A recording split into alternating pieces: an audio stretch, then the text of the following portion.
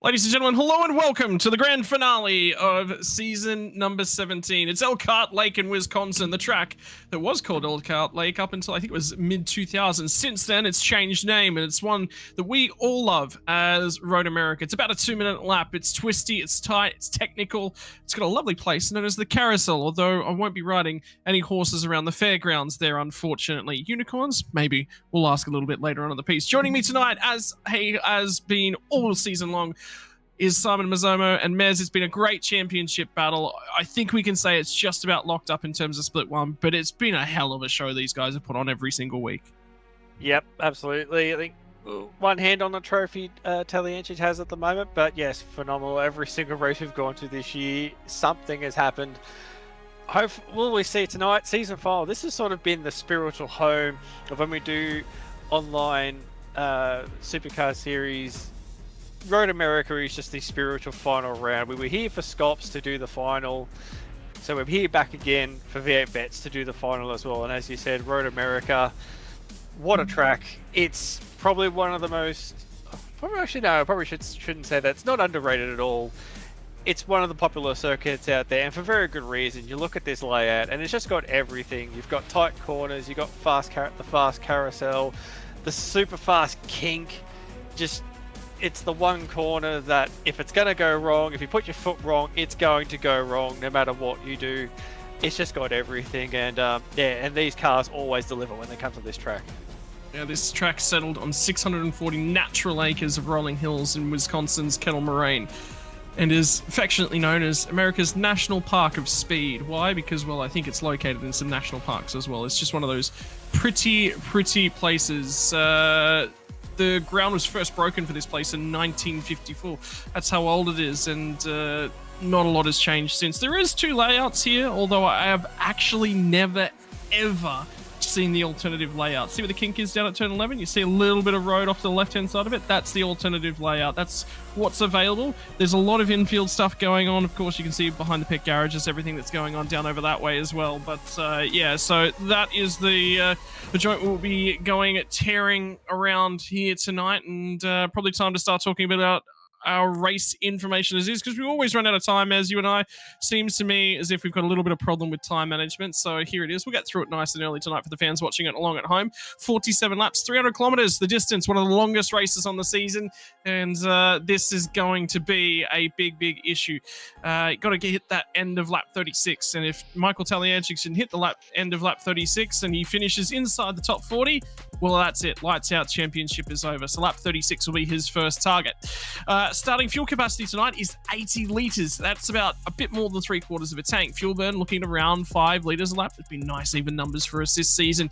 Approximately looking to add somewhere in the realm of 155 litres. 2 compulsory pit stops. We've talked about it all season long, and I think we'll be talking about it for seasons to come because it's added something special. The critical lap to get home, 25. So anything from 25 onwards, that's it. That can be your final stop. And the benefit here tonight, Mez, that opens up the fuel window a little bit more. 300 kilometers tends to do that.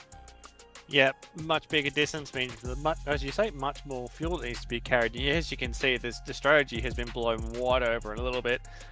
Tend to think we'll probably end up with the even strategy again. It seems to be where everyone's ending up at the moment. Grab the even strategy, make it work. And that's the thing, like we're starting off at 80 litres. We've got a fair bit of fuel that's already in the tank, and our cap is 111. So there's not really far you can go to fill the tank up. You've really got to go and burn some fuel out of it to really get your fuel in. And then you've still got an extended distance to go at the end. So I think majority of people will probably try and run the tank out to get to about your lap 16, get your first pit stop done and work it out from there. So it's probably going to be a battle of who's going to be able to reduce the amount of fuel that they need to put into the car for the final stop. Yeah, so get that head switched on. We've seen the even strategy's been the one to go to, unless you have 4 safety cars. I'm pretty sure that there was some shaking of fists and some stern words issued to our children, I mean veteran drivers that are out there last week. I think everyone sort of sat down and agreed, yeah, that's not the standard, that's not things, and it came in the way that we spoke as well. It's normally pretty, there was a few people that were tuning in for their first episode of V8 Veterans, and they saw that last week, and we were sitting here going, I've never seen it like that. Something happened, something was in the water last week. Yeah, that's because it was. So for the even stops, probably around lap 16 is about when they're going to be targeting 16, 16, and then a 16 and 16 gets you to 32, 15 lap run to home. How convenient is that there, Mez? Very, very convenient. And yeah, like I said, I feel like that's just where we're going to end up tonight. So yeah, just keen to get into the racing and see how it goes. So let's take a look maybe at our points table, because it's time to discuss everything that we've just been talking about. It is Michael Taliancic with a firm grasp over everything that's going on. The drop round is now locked in, can't be taken during week number 10. Did discuss that last week, but David Kirby jumps out and in front of Ken Latta. He's had a strong couple of weeks, albeit in and amongst the farewell of a friend. And for Ken Latta, he would have said at the start of the season, yeah, look, I'm definitely going to be in for the season win. That hasn't happened. We saw a 3-way stoush all the way back at Bathurst. It was between Taliancic, Latta, and Lobb on that final lap. It was glorious to watch. But now both of those drivers find themselves behind David Kirby. Matt Vanderkraan finally returns to form and finds himself back inside the top 5. It's been an average season, you'd think, from him. He's found points when the others have not. Chad Lewis, Chris Miller, and John Latham. Latham has returned to speed of late. Michael Stewart, oh man, it was so good to see him doing well. Luck has not been on that guy's side this season. Robbie Griff's going to round out your 10. Man, from Michael Stewart's perspective, he has just had a torrid time in the sim. Every time he's leading, something goes wrong, and it's just, yeah, he's just not in for a great night. No, and that's the thing. It's never been his fault. It's just wrong place at the wrong time, 90% of the time. So, yeah, and that's what makes it harder in those situations where you can go look back at a season, and if it's something you've done or how you've tackled the season, you can pinpoint that and say, oh, okay, I should have done better. But when you're in a situation where not necessarily have you done anything wrong, it's just your placement has been wrong, that's where you start thinking, oh, what have I got to do? Do I have to qualify better? Do I have to be more careful on the opening laps? It's all those sorts of things. So, yeah, it's something to think about. But yeah, looking at the points, I think tonight, that battle for second, third, and fourth, I think is going to be where we're keeping a close eye on. Yeah, and I've just been asked what I want next in terms of the graphics. What have you got for me, Dan Yeaman? Because in terms of things, it's yeah, we've sort of discussed it. I mean, it's been tough and torrid for a number of the drivers. In actual fact, it's probably time to go for the battle for the bubble. And I think one of the guys we sort of pinpointed and said, this guy's really had some pace this season, finds himself in 23rd and 25 points from the back from the bubble. That's a margin that he's got to overcome tonight for Troy Stone Street. It's been a phenomenal debut season. I think it's his debut season in terms of top split from what we're aware of, and I've really enjoyed his performances. There have been some phenomenal drives in and amongst the 9 rounds we've completed thus far. Absolutely, there's been quite a few standouts. Just sort of you get a couple of 1 or 2 rounds where they can sort of show what they're capable of, and Travis is sort of one that we followed for a little bit, just sort of, it's got the potential there. Scotty Van Loon, we know for a fact, definitely has the potential to be well within inside that. Jeff Thomas, well, what can you say? He pole sitter from our last round. So we know Jeff is more than capable of being inside that top 20. So, yeah, it's just, again, it's one of those sort of things with the short season, even with the drop rounds applied, you get a couple of bad rounds, and the fields are so big. Then the way the point structure is, it makes it hard. If you have too many bad rounds, it's very hard to recover from. Righto, as we run out of time before our gridding formation gets underway, we're going to jump quickly to have a look at the contenders. What do the drivers need to do tonight? Well, for Michael Taliancic, if he puts 95 points in the book, it is over and done with. So like we said, lap 36, once he gets to the tail end of lap 36, that is just about the check signed, sealed, and delivered, because tonight there are in the realm of, well, we've got enough drivers to get there, but he's effectively going to have to DNF for Dave Kirby to have a shot. For Ken Latta, mathematically, not a shot at the championship. There's not 48 drivers in the server here tonight, so he has now got a line through his name. For Dave Kirby, must win. And for Mr. Kirby, we'll go to our gripping formation. He's up there. He's in contention. and he's in the right bunch. But for the final time in season number 17, it's my pleasure to bring you the grid. And for first time in a good while, Darren Lobb has managed to pull out a cracking qualifying lap, a 2:05.910, and the only of the drivers here tonight to make it into that 2:04 marker sits on pole position. Off alongside of him, Michael Taliancic, 1.5 tenths back, and the gaps at the front end are a little bit high. Damien Kenz, again, a phenomenal qualifying performance from the number 88. We'll see if he can translate. The last time he did really, really well was all the way back at Monza, finished on the podium. Matt van der Kraan, another great finish in terms of qualifying, done a phenomenal job here for him tonight. In terms of the third row of the grid, this is where we'll find our championship contender. It's Dave Kirby off the outside of this row, but off alongside of him, Steve Banks puts in a banger of a qualifying performance, only 3.75 tenths off of pole position. It's good enough for 5th. In terms of 7th and 8th, it's going to be Greg Sharp and Chris Miller. Greg Sharp has been host of where some of the accidents were in the last season. Really improved that driving standard this season. I've been enjoying watching him drive. From 9th and 10th, it's going to be Robert Crisdale, who was on the podium last season, and Travis Hunt. Man, he'd love to finish this final round inside the top 10. Indeed, he'd absolutely love to get himself a podium. It's going to be difficult from 10th on the grid. From 11th and 12th, we've got Chris Smart for Synergy Sim Racing, and Jamie McKnight rounds out an all Synergy Sim Racing row number 6. Dean Flavel and Bruce Tannock are going to bring you 13th and 14th. This is where we start to get almost out to a second behind. Chad Lewis, have a look at the gaps between these guys and Michael Stewart. 8 tenths behind of our pole sitter. Before we'll throw it over to Dan Hall and Scott McCune all the way back in 18th. The final row of the top 20 is going to be Stewie Hall and David Nashmez. And we'll flick over to the next row. 21 will be Stephen Kennedy, and then alongside will be Troy Stone Street. Darren Crosby will be behind in 23rd. 24th alongside will be Rick Sibra. John Latham, bit of a disappointing qualifying there in 25th. Alongside him will be Paul Burns, and then we'll go down to Michael Quain in 27th, Robbie Griffiths in 28th, Chris Blanchard lining up behind as well with Damien Cross alongside out of 30th. They'll move back to Todd Duggan out of P31, Brenton O'Brien alongside in P32, Chris Barrage back in P33 with Simon Hedershite out of P34, Darren Goosey out of 35th spot, Matty Parker alongside in 36, and now we've got, I believe, a few drivers did not qualify. Jason Fewens, Ken Ladder, I just noticed there, Ken Ladder right down the back of the grid there as well. Tim Nicol, Chad Vigor, we've got Peter van der Kraan and Scotty Van Loon as well. Ken Ladder a bit further up, and I believe a few of these guys have got pit lane starts as well.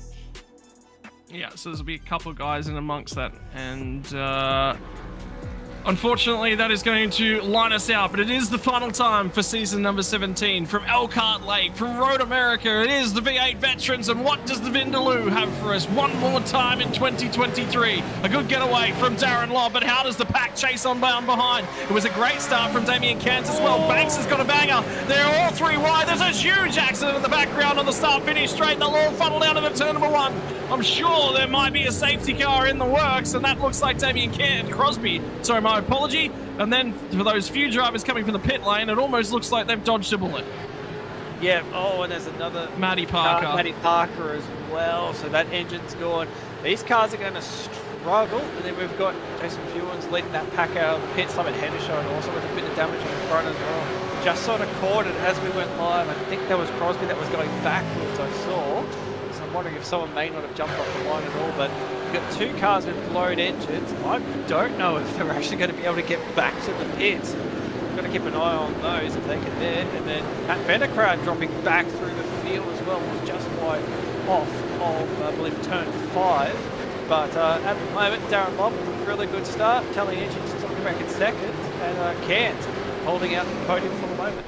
Yeah, how good is this from Damien Cairns? And then already Darren Crosby's off the road, and safety car has been deployed. For the last 2 times that we came here in terms of V8 veterans, or the last few times I've actually been here, it's somebody blowing an engine by downshifting has triggered the safety car. Not so tonight, so they will change up that statistic in terms of things. It was one of the Flavels. It was Greg Flavel the last time we were here in terms of V8 veterans that blew the engine, proving that even the Masters can often downshift that fraction too early. Everyone's gone to fuel conservation mode, and for the second time this season, only the second time from 10 rounds, we have triggered the clause in those pit stops regs. Simon, what's that important clause about safety car on the first lap? You cannot take your first compulsory stop until the first lap after you go back to green, and you have to go complete a full circuit and go back across the start finish line. Unlike some of us who are thinking you can actually go complete that opening lap. Oh, the foxing going on straight away. We learned that from NASCAR. He does race NASCAR, Darren Lobb, and that is absolutely a quintessential NASCAR move. Is the old pit lane fake. Who has Taker? No, can't see anyone as yet. No one else has bolted. But that actually got me for a second. I was about to just say, hang on. What are you doing sacrificing track position? But that is the taker, as is Chad Vigor. So there will be a couple takers, and I don't hate this from Ken Latta. This is putting an advantage over everyone else. He's trying to do something different. For those who... Sorry, you go. Well, there's another blown engine as well. Yeah, so it's going to shorten up those stops later on. Yeah, well, that's the thing now. So this is sort of what we've sort of spoken about a little bit in the past. Is when you're down the back of the field, you can afford to run an alternate strategy. So the cars at the front, you don't want to pit now, even though you can dump a bunch of fuel in the car, and that can also affect your stop lane race. The thing is, they've got track position, and track position is more important in these situations. You can see quite a few cars into pit lane as well, so a few people picking up on that. But when you're already down the back of the field, track position doesn't mean anything for you. You're not going to gain anything by staying out. So this is where you can roll that dice, you can play that alternate strategy, and shortening up fuel stops can do a big thing, especially the latter end of this race, because there's obviously a lot of fuel that these cars need to take on board. So if you can jam, well, they're probably going to burn about 5 litres or so in that first lap. So, you know, if you can jam 30 to 35 litres in the tank, that's 35 litres less that you're going to take at your final pit stop. Will be time to cross over and start talking a little bit about Road America. No, we'll go to a replay first. So that's Matty Parker's engine, which he did manage to safely make it back to the pit lane, so he didn't expire that engine on the way in. Chris Blanchard actually picked up a penalty on lap number 1, so this will tell the story for Matty Parker, and you're about to see the start. Just a few moments. Might have gone too far back on this replay, so we'll just keep half an eye. We've got a little bit of time. It is a very, very long lap, and with the drivers starting to pressure their brake pedals, I'm assuming we're moments away from a start. Yeah, there it is. So he did get a good launch. Is the first critical phase of the start. There's somebody up his head that spun a ton of wheel. And there it is. That's where Darren Crosby got tagged. So it wasn't a missed start, as you said, Mez. He just got tagged. It looked like it was a 3-4 wide style scenario. Yeah, absolutely.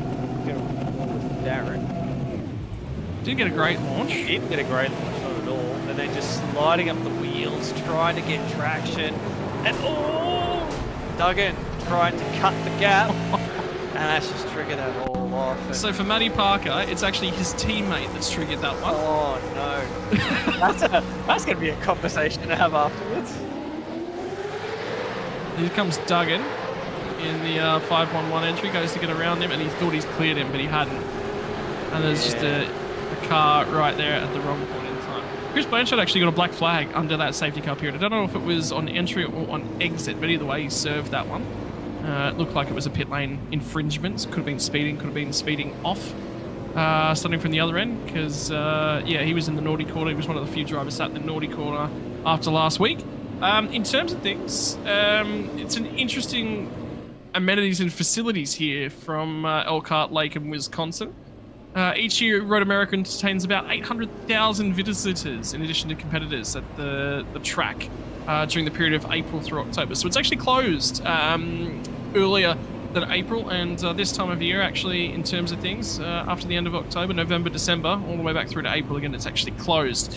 And in terms of things, the current layouts that they actually have is the front half of the track, the back half of the track, and the full layout. That's actually from the real life layouts there, Maz, so a little bit different in terms of things, but they also have a few different side events, including the 4 miles of fitness events at Road America, so non-racing, but, you know, still racing of a different sort, as well as an 18-hole disc golf course, disc golf, growing in fashion right the world over, and a 4-mile dinner series. I want to learn more about that 4-mile dinner series. Yeah, I'm interested in that. Why am I not surprised about that? Food. I'm interested. Interesting thing though, because I didn't know you mentioned that earlier. You hadn't actually driven the alternate layout around here. There was a series that I was running in quite a bit ago. I actually won that series too, just so you know. But anyway, thanks, Mez. just rubbing it. That we actually did the alternate layout, and I'll be honest, I'm actually quite a fan of it. It does kind of take away the passing opportunity that you get down a Canada corner because you've got the fast right hander, the kink. It sort of helps create that opportunity to pass down a Canada corner. But when you take the alternate layout, which is basically when you come out of the carousel, you come out, you basically get the car to the right, hard on the brakes, and then it's a very sharp left-right after that. That is actually a whole lot of fun, and if you can get that right, it could actually, on that sort of layout, it can really set up a passing opportunity down into Canada corner. But again, you've got to get that corner right before you can actually get the move done at Canada corner. So it's a layout I actually would really love to see someone do one day, especially somewhere like Vents, if you're listening, organisers. I'd love to see him give the alternate layout a go, just for something different, because I feel like those two corners, there's only two corners really, but it just adds an extra element to the track and just, you know, something a bit different. I know there was a channel made in our honor actually just recently discussing track recommendations. They love listening back to all the discussion that we had about the alternate tracks and potentials. And it was Bruce McLeod actually who was in charge of setting the track schedule. So I'll pass that one on to Bruce. Use the alternate layout the next time we come back to Road America. I guarantee you no one's ever actually run that, and it'll just provide something unique. And the kink will have less risk as opposed as a part of that as well, which is never a bad thing. You know? True, very true. But at the same time, it's one of, like I said, it's one of those corners. This track is very complete, so to speak, and that kink, especially in my newfound love in GTPs, you can just take that flat out. You don't brake at all. You just take it flat out, and yeah, it's an awesome bit of corner if you get it right.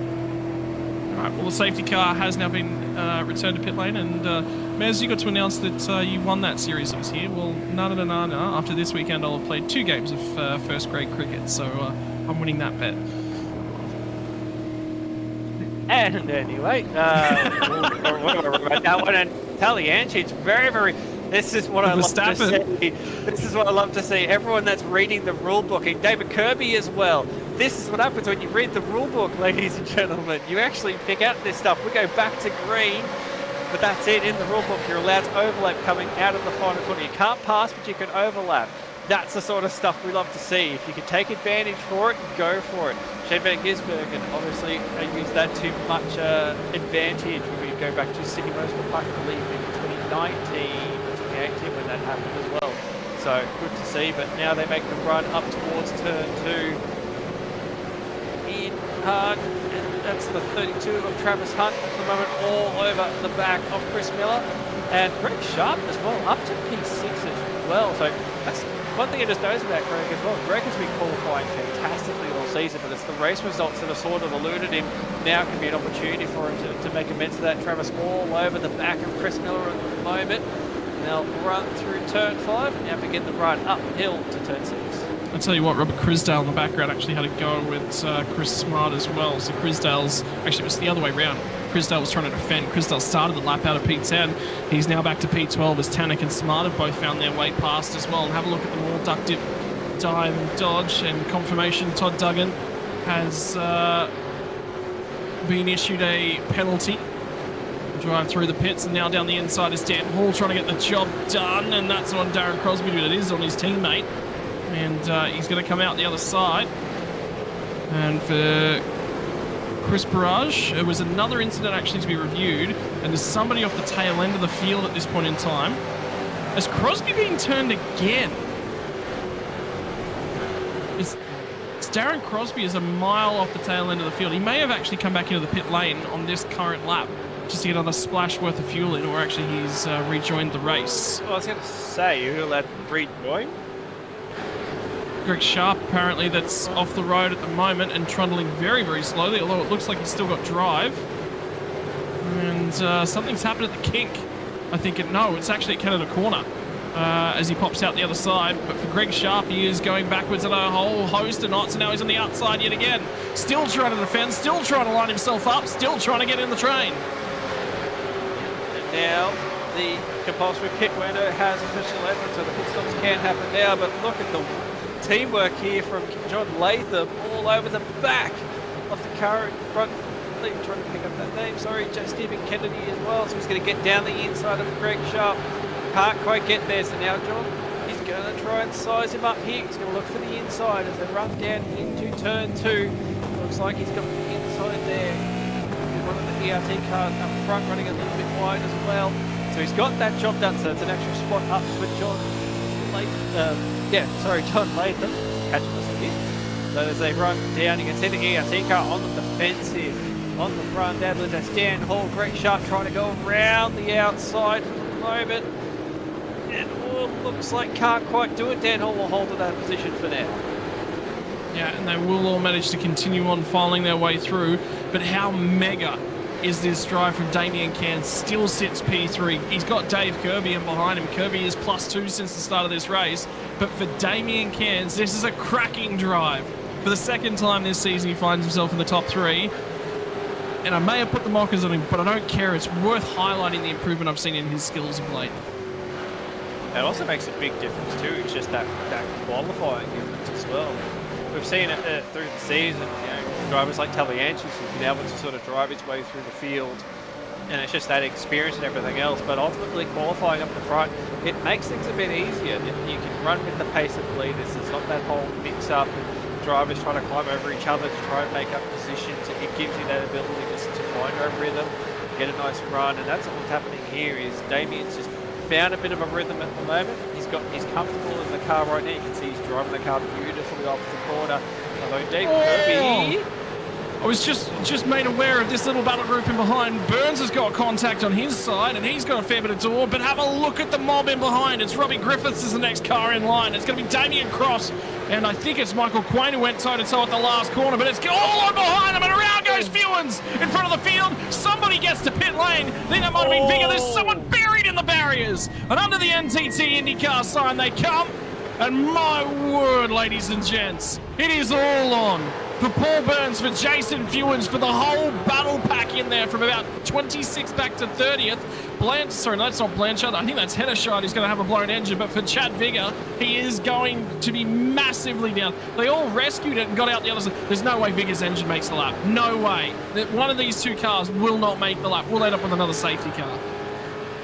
and Jason Fewens, that was just so unlucky. I just caught a glimpse of that. It looked like it was just the tiniest bit of tyre-on-tyre contact, and it didn't look like it was that much. But yeah, no, that's just triggering a whole thing off, and it's so hard, it's so narrow there when you're running up the hill with an incident like that with multiple cars involved. Flick to a Logitech G replay. Is that Ken Latta? That's Ken Latta on the right-hand side. Yep, and there he is. It was just the tiniest bit of tyre-on-tyre. Oh! One of the Angry Birds cars, I think, just went straight into that, and Michael Quain got right in, got absolutely shoved into the wall there. Chad Vigg, I think that might have been Chad, that was the one. Try to take it, get on board here, you can see it's all happening, trying to take advantage. Oh no, just nothing you could do. The car just started moving backwards towards him, just wrong place, wrong time, nothing Chad could do there. Oh, Heddershide's engine, I don't know if it's going to survive. He's at the carousel at this point in time, and I just don't think it's going to survive. Oh yeah, same thing. What do you do? What's nothing you can do at that point? Yeah. The only options you've got in that situation is to recognise it's going to turn into disaster up ahead and get way out of it.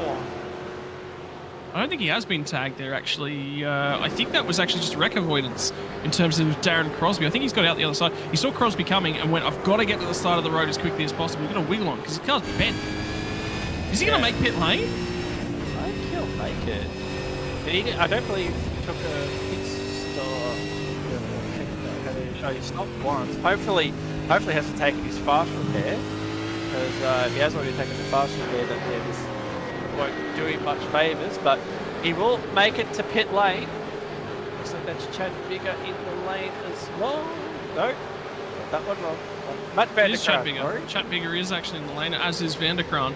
Ah. So Vanderkruijs trying to, they're both in the lane. But that car, yeah, we're looking at, no, that one is Chad Vigor that we've now got on screen, but the one that's a lot further down the lane, indeed, right near the pit lane exit, is actually going to be Vanderkruijs. And the reason Vanderkruijs would have come in was because he would have had Vigor in his ear going, there'll be a safety car here for sure. In that case, Vanderkruijs undercuts a lot of them. Yeah, you got to roll the dice sometimes when you see an incident. I probably would have backed that too with how big that incident was. I would have thought we definitely would have seen the car at this point, but no, we managed to avoid that. But we're looking at the moment Troy Stone Street making his way through the field, one of the drivers that's on the bubble that we were talking about tonight. And as you said, definitely a driver that's capable of running inside that top 20, showing at the moment inside P18. And now starting to put a little bit of a gap to the cars behind. At the moment, you see Dan Hall and Sigma behind as well. So he's got to keep chipping away and try and hold on to this roll. So it's insane sometimes the stuff that can go on when you're outside that top 20. All of a sudden the squabbling becomes more fierce because you think you're faster than the guys around you. You think you can tag onto the guys that are ahead of you, and I think Shane Van Gisbergen actually is a perfect opportunity to take a look at that. The biggest series that I see driving that way is actually the NASCAR Truck Series in the States, and Van Gisbergen would have been given a right royal dose of that when he was over there early in the year. In the meantime, Kirby's got through on Damien Cairns, and now Chris Miller has also got through as well. And for Chris Miller, starting in P8 up to P4, halved his starting position, always a good day at the office, and Travis Hunt 10th up to 6th as well, so 2 gains of 4 inside the top 10. In the meantime, Cairns is sliding backwards, and I don't see that he is massively fuel saving, so I think this is just down to tyre deficit. At the meantime, there Mez. No, maybe he is fuel saving.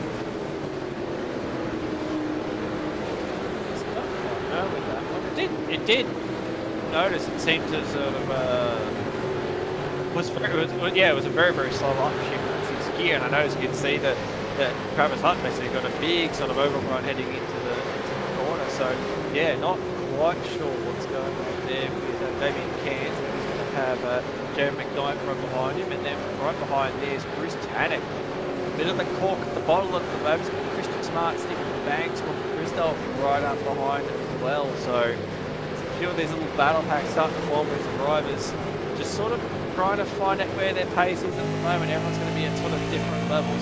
This track is very, very tough on those outside tyres as well, so drivers will be needing to sort of keep an eye on that, make sure they don't overuse them too much, and yeah, if you take a little bit out of them too early, you might find yourself in this little position where you've got a bunch of drivers that are anxious to try and take a spot off you.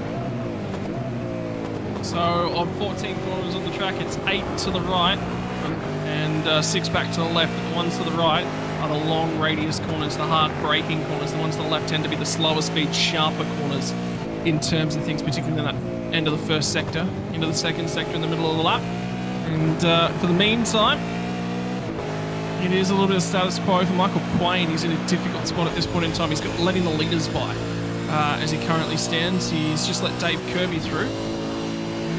Just up ahead, unfortunately for him, he was a part of that previous incident. Have a look at this huge battle as they cross each other over on the run down to turn number 1. Smart wanted to fake down to the inside and then look for the better run. Tanek covered it, just parked the car there. Well, that's a bit, not, be honest, that not quite happy with the way that was defended as well. You can see the overrun was coming, and Bruce chose a very, very late second to actually duck across and block that one. But now, Chris Miller's under attack from Travis. He was looking at the grass, try and use that to sort of get down the inside. Couldn't quite do it. So Travis has now got the pace going as well. He's got a really good run off turn 5, heading up to turn 6. The car gets so unweighted as it comes over turn 6 as well. He's all over the back of this car at the moment. So this Travis Hunt has some serious pace on board by the looks of this. It's cleared Cairns. Now he's really trying to knock on the door here for Chris Miller in the 4th spot, and then not far ahead of him as well. We can see a lap car just ahead of him as well, but just above in front of them is David Kirby and even Talieges as well. Talieges is not far down the road at all. Darren Long, while we've been focusing on the midfield battles, he's just bolted to a 4-second lead. So Darren Lobb has sent this track a lot at the moment with his pace. I think that's been the key of Darren Lock's season as well. He's had the pace, he's just not been in the right positions at the right time for a lot of the races. When we have seen him up front, it's generally been quite a dominant display. It's not been much looking back, but when he's been in the mid-pack, that's where he's struggled. He has made a lot of overtakes, to be fair, and he's also made his series of contact as well. Remember Silverstone and the redress incident? That cost him 50 points. He'd be in second spot if not for that 50-point protest and appeal. And there's going to be a few cars diving to the lane. Was that Matty Parker coming in? I think it was Matty Parker diving out of traffic coming to the lane. Michael Quain's now going to get out of the way for Chris Miller as well. And Travis Hunt's up to P5. A good drive from him thus far. Everyone trying to get the toe off the car on the inside, I think. Is that Jimmy Knight sneaking into the top 10 in P7 as well? So a number of drivers having great nights. Yeah, absolutely.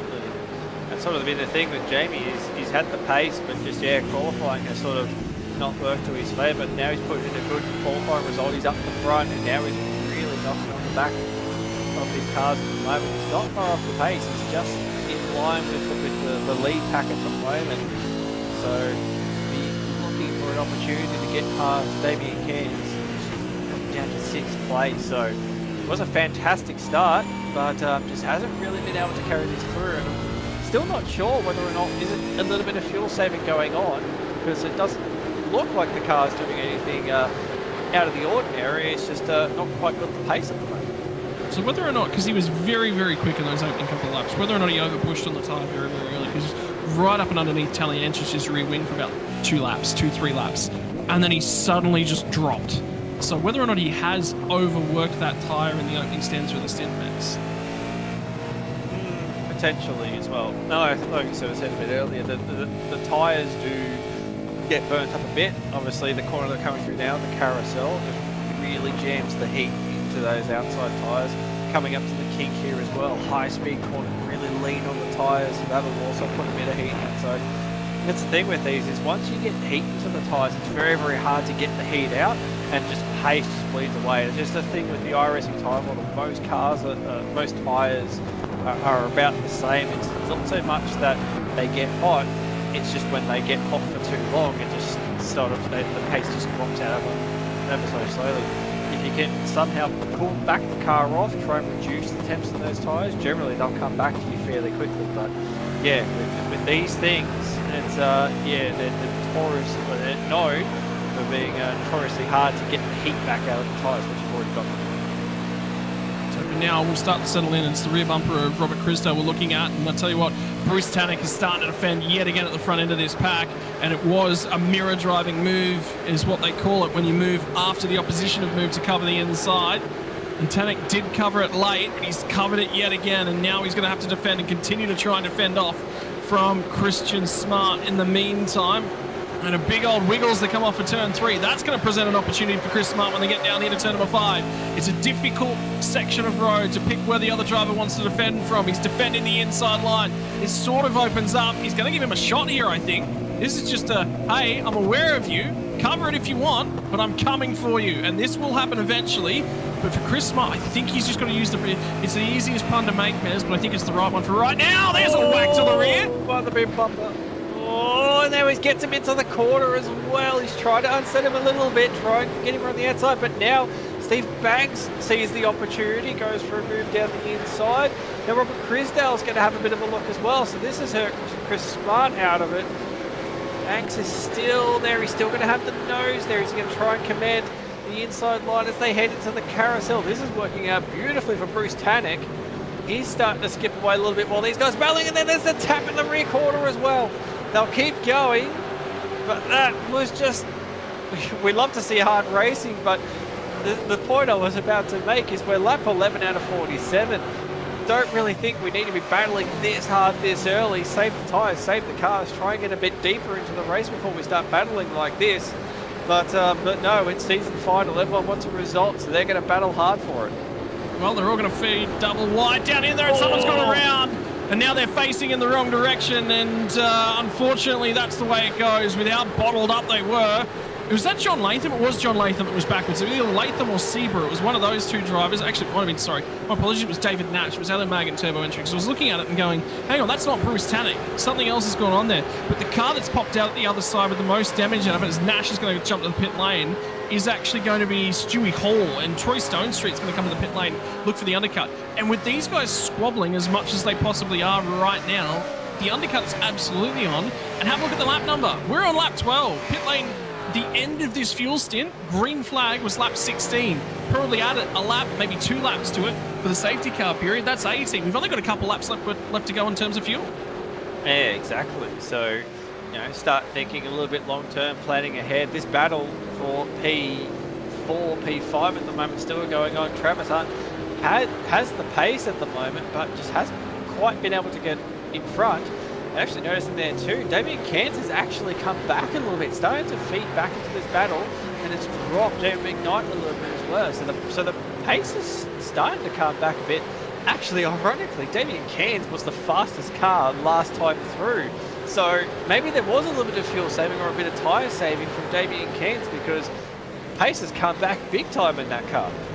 Yeah, and now the maths, everyone's, the gurus start to number crunch. How far can we get now? How many laps worth of fuel do we save under that safety car period? And now it becomes that little bit of game of strategy. You hate being on your own in the cockpit of one of these things. You actually want somebody else telling you, all right, well, the number's this, we're going to add this much. You just drive, and I'll tell you what to hit. It's one of the more difficult aspects of racing when you're your own crew chief. Again, I was sitting in the old mate and son's lobby. I love listening to Darren Goose in his fuel goss. And managed to do the same again, about 233 litres for the entire race is what they were thinking, which is bang on the numbers that we had up here as well. So in terms of things, that was the goal, was keep it clean, get to the end of the fuel stint and see what pops out the other side. Travis Hunt, just a big old brake pitch on the run into that last corner. For him, there might be an opportunity to undercut. For the battle pack behind, Tannock's now skipped clear just a little bit, and something else happened to Stewie Hall on that lap. Oh, he's blown the engine. Oh no! And that's probably going to be a safety car. I don't think you can move. I think we're going to get a safety car. I think 100% we're getting a safety car at this point. Oh yeah. It was a downshift. It was a downshift that blew that engine. Just gone back and have a look to that. So, yeah, there's a safety car has been called. Bruce Tannock. I think there was a bit of a battle for position with the 2 cars behind, Christian Smart and Stephen Banks, although it looks like that may have just readdressed that one themselves. But yeah, this is going to throw the strategy out the window a little bit. I'll tell you what, for a few people. Smart was ahead. Smart was ahead when the car was called. And you know what? Bruce Tannock missed the apex. He intentionally went in deep to turn 1 because he knew the safety car call was imminent. Which is, I mean, that's switched on, but when there's a car on your outside, it's not, because he actually ran Chris Smart out of room. Now, that will have to be resolved, and the problem is they've only got this lap by to get it resolved, and nothing's been said as of yet. Let's have a replay of it. Here we go, running down the front straight, Christian Smart hot in pursuit. Now we'll watch what happens going down to turn 1. Goes for the block. And the safety car was called here, right there. And see when he has the nose ahead? Oh, that's going to be a tricky one. It was right at the curb, right where the curb started. I went back and had a look at the replay. Right when the curb started on the inside, Bez. Oh man, I don't. Oh man, I'm so glad I don't do race control anymore, because that would be so hard to try and decipher that one.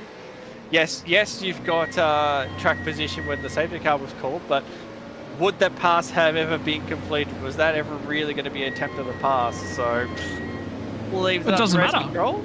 Does not matter. Well, that's the thing. I kind of would feel it does, because you don't want people just throwing themselves at a corner to get the nose in front when they know reasonably they're not going to get the pass done. They're going to speed themselves off the track just to say my nose is in front, it's my position. So in my mind, I think it does, but it just depends on how race control want to look at it. If it's a hard line, boom, you're in front, that's your position. So, but yeah, again, it's probably different perspectives of how you'd look at that one. I'm gonna have to go through. I'm going digging. Rulebook, here we go.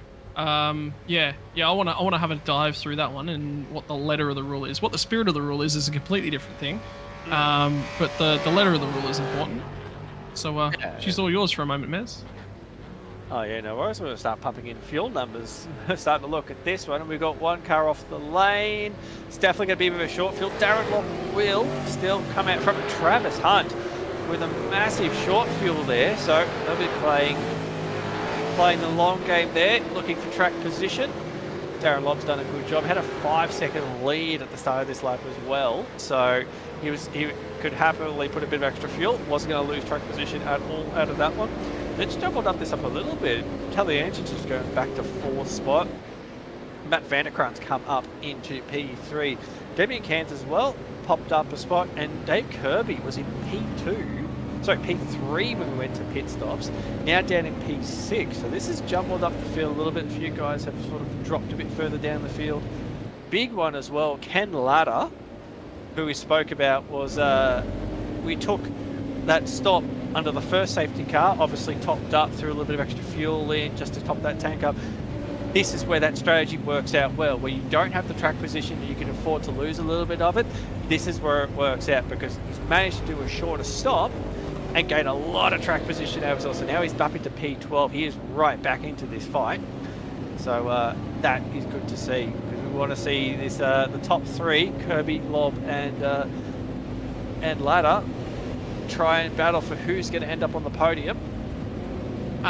So I've just gone digging through the regs, and I think I've found the rule that's most eligible, or most relevant. Eligible is the wrong word. Most relevant to the circumstances we have right here. Rule 3.12.10. No passing is to occur once the safety car has been called. That's it. That's the only thing that's sort of in there.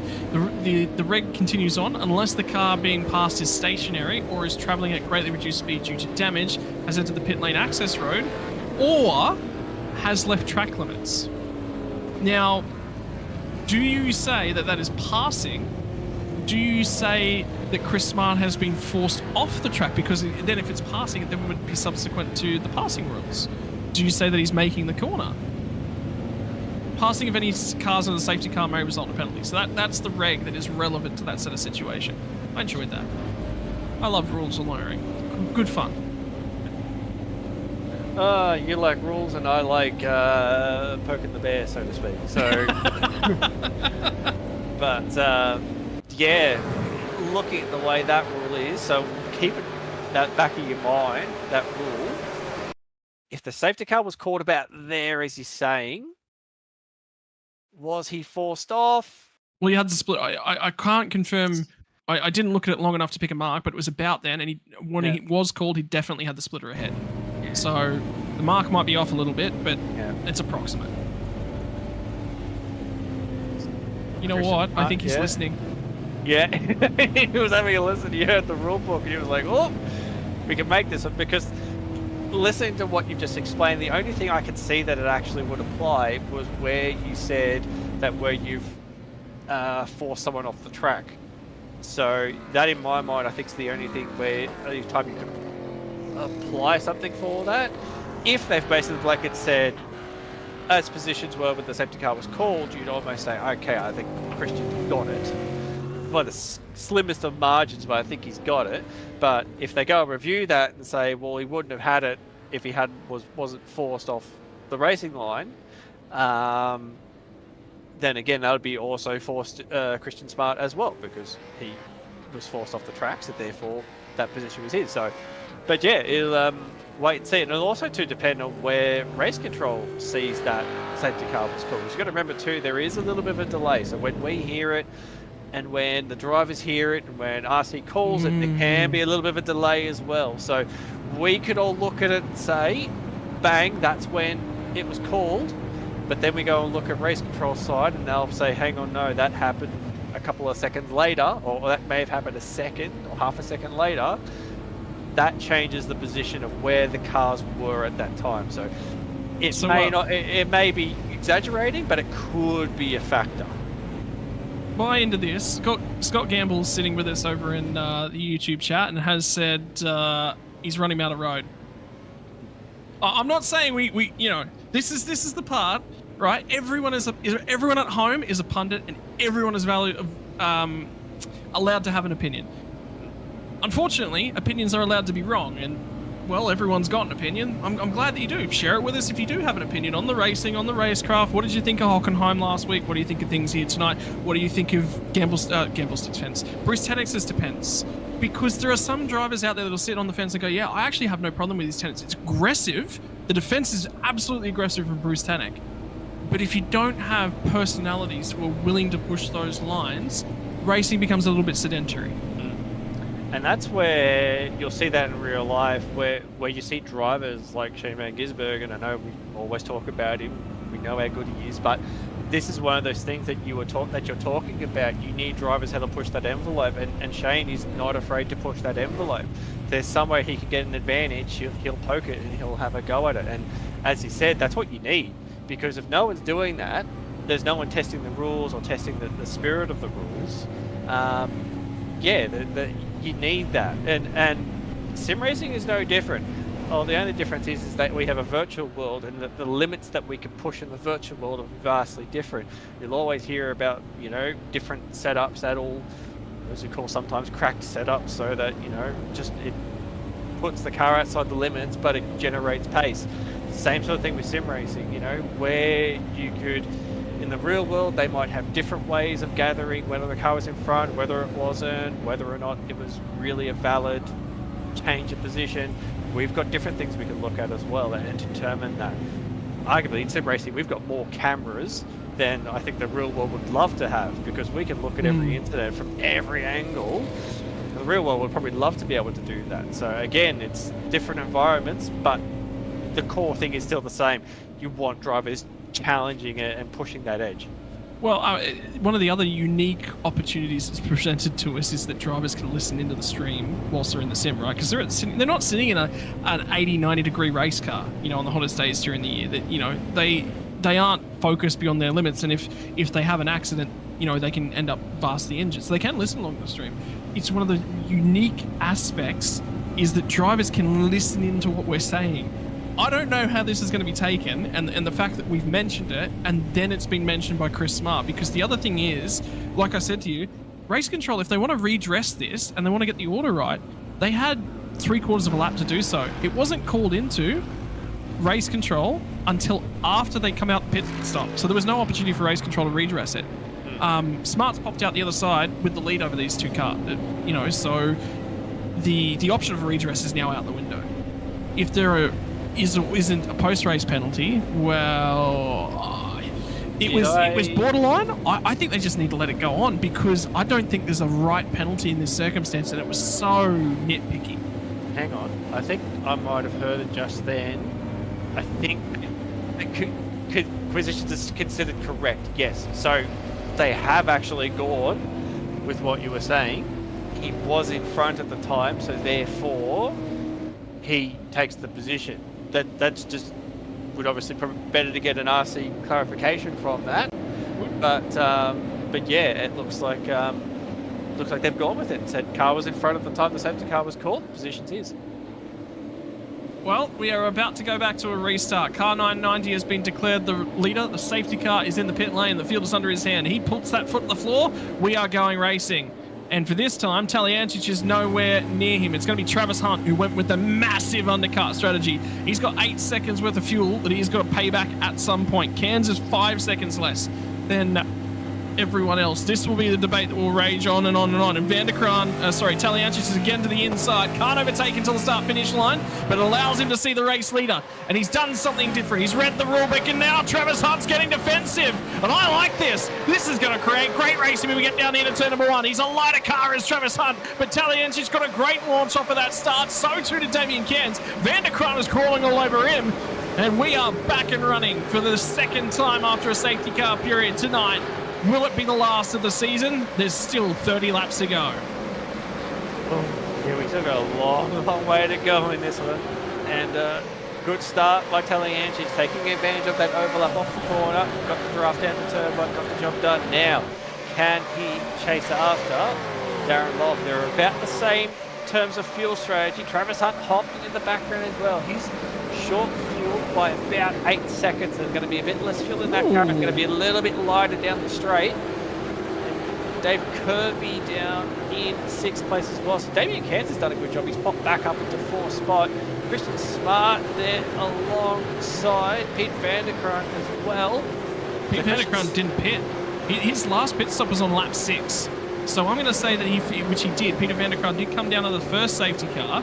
He then came down again on lap 6, which was after the first safety car.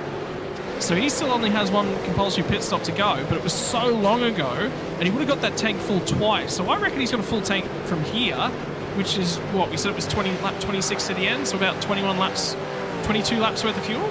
So about lap 28, lap 30, given the safety car. So we reckon he's good through to about lap 30. And about 10 laps on those tyres as well. So those tyres are going to be starting to come off their cliff. They plateau from what I've sort of been told, they plateau from about that lap 4 to lap 8. Lap 10, that's when they start to come off that cliff. So yeah, this will be where it started to go backwards for Pete. But he's going to have track position. He's going to be able to manage himself from here. If he was down the back of the field at the start of this race, well, Ladder! Ladder just about loses the rear end. He's going to catch it up, but in the meantime, 1, 2, 3, 4. And I think he's going to lose about 6 spots because here comes David Nash as well. John Latham's there. He's down 7 spots since he lost the rear end of that car. And one moment for Ken Ladder, albeit he has rescued it and popped out the other side. He's still down the inside of John Latham at the run to turn 1. They will clear each other and get out the other side. But that was a huge moment for Ladder. He's dropped, what, 7, 8 spots? That was massive. Yeah, it is the worst spot to have that, because you've got that big, long, straight run. You get a bad run off that corner. It makes it very difficult to defend. But we're going back up front here, and it's starting to kick off a little bit here. Travis Hunt has the pace.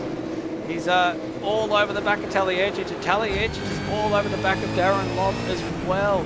So this battle for the lead pack is starting to come alive a little bit after the first safety car. Damien Cairns is not far behind. Matt Vanderkrant is not far behind. And then you've got Dave Kirby.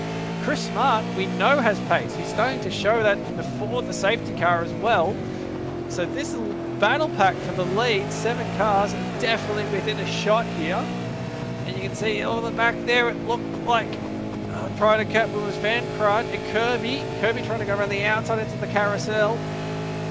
See a bit of a gap starting to open up there. That's when they start to battle. That's when the gaps start to appear. Kirby was running second and was running with Taliegic, so we know there's been a pace in the Kirby mobile as well. But Matt Vanderkrant is no slouch. And you can see him back behind there as well. Christian Smart is going to look for an opportunity. Doesn't look like he's going to tuck in behind. Wait and see how this one pans out. Is that Matt Vanderkrant fuel saving? Because he has massively underfilled this car and he's not going forwards. So from his perspective, he had to take a dive. He's taken a huge stab at it. Stephen Banks was another car that aggressively underfueled their car. But for Vanderkrant, he's to the tune of, what, 12 seconds less worth of fuel? That's a lot. I would have just filled the tank. Definitely playing a fuel strategy, although you can... Wait, he pit on lap 7. He pit on lap 7 and filled the car, which is when we were first getting that thing. So he actually didn't pit under that most recent caution. Both the Vanderkrants did not pit. So yeah, 11 laps on those tyres from Matt Vanderkrant. Just actually quite remarkable. He's actually holding on to this pack in front at the moment. Now that we've sort of mentioned that on an 11 lap all tyres. So there's an all John Latham. He's gone off at turn 1. It looks like there's a bit of damage to the front of that car too. Yeah, but that's from previous context. It was actually contact with the right-hand side of Ken Ladder got in deep into turn 1 and down the road. Ken Ladder as well? Yeah, he's trying to return the position. He's trying to redress. Oh, okay. Not to get that replay from Ken. Oh, we're going to get it right here. Oh, red. So this is the run down to turn number 1, and it's down in turn number 1 where it's going to happen. It's ladder to the inside. Just a fraction deep. There's just no weight over the front end of that car. It just runs Latham off the road. And you can see he's already in redress mode. Oh, that was a bit of deja vu there. How the redress has caused that. You just see cars going everywhere, but has redressed that position. So Ken Ladder done such a good job in the first part of this race to get himself from where he was in the grid, up inside, just outside the top 10. Now, it's gone pear-shaped and he's fallen back down the field. P25 at the moment, he's fallen further back as well. So, yeah, not the way Ken had planned. He's yeah, difficult pill to swallow at this point of the race. But there is still plenty of time left, and the way we'll be getting safety cars could still play himself back into this one. Did you have to poke the bear again, Mez? Yeah, actually it's Mez. Yeah. Never mind, he had to. Yeah, at the rate we're getting safety cars, my word. You know, 6 safety cars prior to tonight. 4 of them came at the last round. We've added another 2 here tonight. So 6 from 8 safety cars have come in the final 2 rounds as Travis Hunt goes toe-to-toe with Michael Taliancic on the run down to turn number 1. He's on the outside line. Tally's had to go in a bit deep. So is Hunt. Hunt pinches the brake mega, but they both walk out the other side. And all of a sudden, I actually don't think that Darren Lobb's kicking on with this. I think he's saving both rubber and fuel. I think this is a concerted effort to look after everything associated with this 990 machine. Well, there's no harm at the moment because the pack behind at the moment's battling hard. So you've just basically got to do what you can to make sure that you don't get involved with it. But yeah, still plenty to go in this one. And that's obviously that safety car's probably brought everyone's pit stops a bit earlier. So if there were drivers that were planning on pitting later or wait until they break the tanks out before they pitted, now they've got to account for that as well. So there's potentially, we've got a car. Who's that off? Is that Barrage? He's got well wide. That's out of 2 on the run down to turn 4. Sorry, out of 3. So he's got well off the track there. And there's more, and that's Greg Sharp, and that is Steve Kennedy. So for the M-Run Racing machines, they've had Darren Crosby destroyed and the cause of our first safety car of the night, and the other 2 are off the track on this very, very lap right here. It has not been a good lap for these cars, so this is Chris in behind his teammate. Is he indeed? Grabs the throttle. Gonna grab the throttle. Oh, hot. That just snapped. Hopefully, we're getting it on board, which is good. So out of the corner. Oh, yeah, that is hardware. 100%, that is hardware that just snapped it to the left. And broken his wrists in the progress. Oh, yeah, I hope it's not a DD because I can feel that pain. And then, oh! Stephen Kennedy tried to get down the inside a little bit deep, and then for Greg Sharp, he's got to rejoin, but where? Yeah. And all things considered, actually wasn't too bad. He was given a lot of room by the drivers around him. That was a pretty good rejoin. I think that's play on there, to be honest. But yeah, Barrage carrying on at the moment. A lot of damage to that front of that car. Looks like everything's okay with it, but yeah, it's not a fun time when the wheel just snaps like that. And yeah, so just noticing there, that's smart through. So Kirby's dropped a spot, and now Stephen Banks is going to be having a look here as well. As they run down into turn 5, Kirby's going to go a bit defensive. He's going to actually have a little bit of a look at Smart as well. Tries to get the nose there, not quite. Banks is not able to take advantage of it, but Chris Miller in the background is looking to take advantage of that moment for a second. But yeah, Kirby down into P7 after a fairly good opening stint, so he's actually starting to lose pace to the cars in front.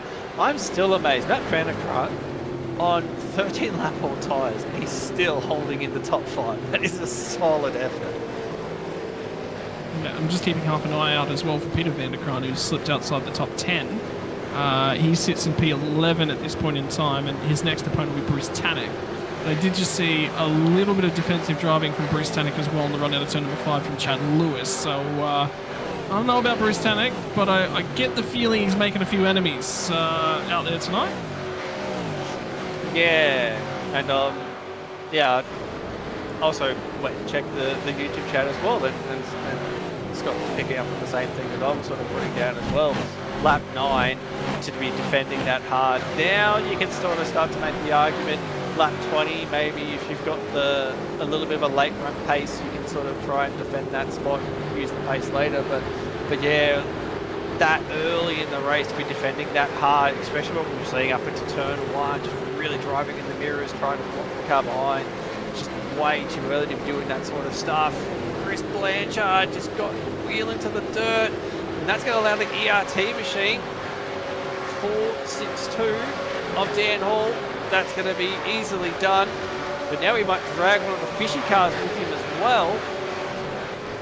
As they run down towards turn 1, is there going to be another look at Robbie Griffiths as well? Greg Sharp. Tell you, you've got to feel for Greg Sharp as well. That in P27, he had a fantastic qualifying, started so well, and unfortunately he's just plummeted down the field in this race. I feel that's not the first time we've been roughed up tonight as well. I have a distinct memory, I think, of him being roughed up earlier on in the piece. This battle pack is huge too. It's turning into the biggest train, sort of from 20th back to about 32nd. Are all sort of tied together somewhat. There is a couple gaps within this pack as well, but yeah, it is, for the meantime, relatively close together, and I'm starting to see a lot more of those brakes being locked when they get down there to turn 5, Mez. It's becoming more and more difficult to pull these things up, and they did slap for the bulk of the field. I'd say they slapped the full 111 litres in at those most recent stop. Yeah, absolutely. Well, you know, Travis is giving it a crack anyway, but yeah, while you wouldn't just throw a full tank in and go from there, you got such a big distance you've got to cover to get to the end of this one. Unless you're prepared to take on a big fuel load for the run home, yeah, it would make sense to just top the tank up. Actually just there, just a little bit wide of the apex there, which is not necessarily a bad thing. I sort of discovered this a little bit Racing Road America sort of on the weekend. There's quite a few different lines you can take through that carousel, so sometimes you see cars run a little bit wide. Not necessarily a bad thing. There are a few different lines that you can sort of take through that corner. But now, starting to see the fishy car of Robbie Griffiths under a little bit of pressure from Greg Sharp. You can see this battle pack you mentioned, it's really starting to form up behind as well. Fishy motorsports machine coming out of the final corner. Straightens it up pretty well. And doesn't look like Greg's really going to have much of a run. You get to see the train of cars coming out of that final corner. It's such a cool run up the hill. You get to see all the cars that are following in behind. And now, it looks like the 31 of Peter van der Kroon is going to come under pressure from Bruce Tannock, who's got a little bit of pace on board at the moment. He's going to Is it just me, Mez, or do you just... I'm sitting here and I'm like, gee, I'd love to see Peter get the elbows out right about now. A little bit of return of serve sometime, but for Bruce Tannock, he's going to get down the inside deep enough, and van der Kroon, Peter's one of those drivers who just, once you get far enough up, he tends to just sort of make way a little bit and go, yep, I don't want to bar a bit, because he tends to survive most of the incidents, tends to find his way through the other side and not be involved in a whole bunch. But I was so keen for him to get the elbows out. And is that Chris Barrage down the inside? I think it might be. On Chris Blanchard, my apologies. Chris Blanchard, it was on Dan Hall. I'm just keeping an eye on this one as well. Dan Hall's fuel saving. So he was not quite close enough at the start of the lap. Could have potentially shown the nose to Brett O'Brien. I was keen to see how the two ERT cars would play this at the start of the lap. And because he's been a little bit conservative in the fuel in that first half of the lap, means he no longer can, and now he's got to pinch a brake, and that's causing a huge amount of checking up in this battle pack. Greg Sharp had to get on the brakes quite aggressively to try and prevent himself from getting into the back of Robbie Griffiths. And this battle pack is again looking like that safety car might surface from if there's going to be another. We'll see. The statistics are right outside a little bit for this one, but yeah, Greg Sharp not quite able to stay close. Hard on the brakes into Canada corner. Look at how much he closes up into there. Such a hard corner to get right. But a lot of time there if you can get it up over the grid crest. The car becomes so unweighted. But here, this is such a tricky corner. The way the car comes in there, it's so easy to pinch the inside front tyre. So right now, I've actually seen a few more cars pinch inside rights, but seems to be handling at the moment. Go back up to van der Kroon, who has lost another spot, and I believe behind that will be Chad Lewis as well. Got a good run out of turn 3, or it's really turn 2, but Americans, and they like to name corners a bit differently. So we make the run down to turn 5, which is effectively turn 3, and then we're going to see a big dive under brakes And I don't think there's going to be much argument here. They're going to run side by side. No, Peter is going to force the argument. That's going to allow an opportunity for the car behind. Stone Street. Oh, it's going to lose out on that one.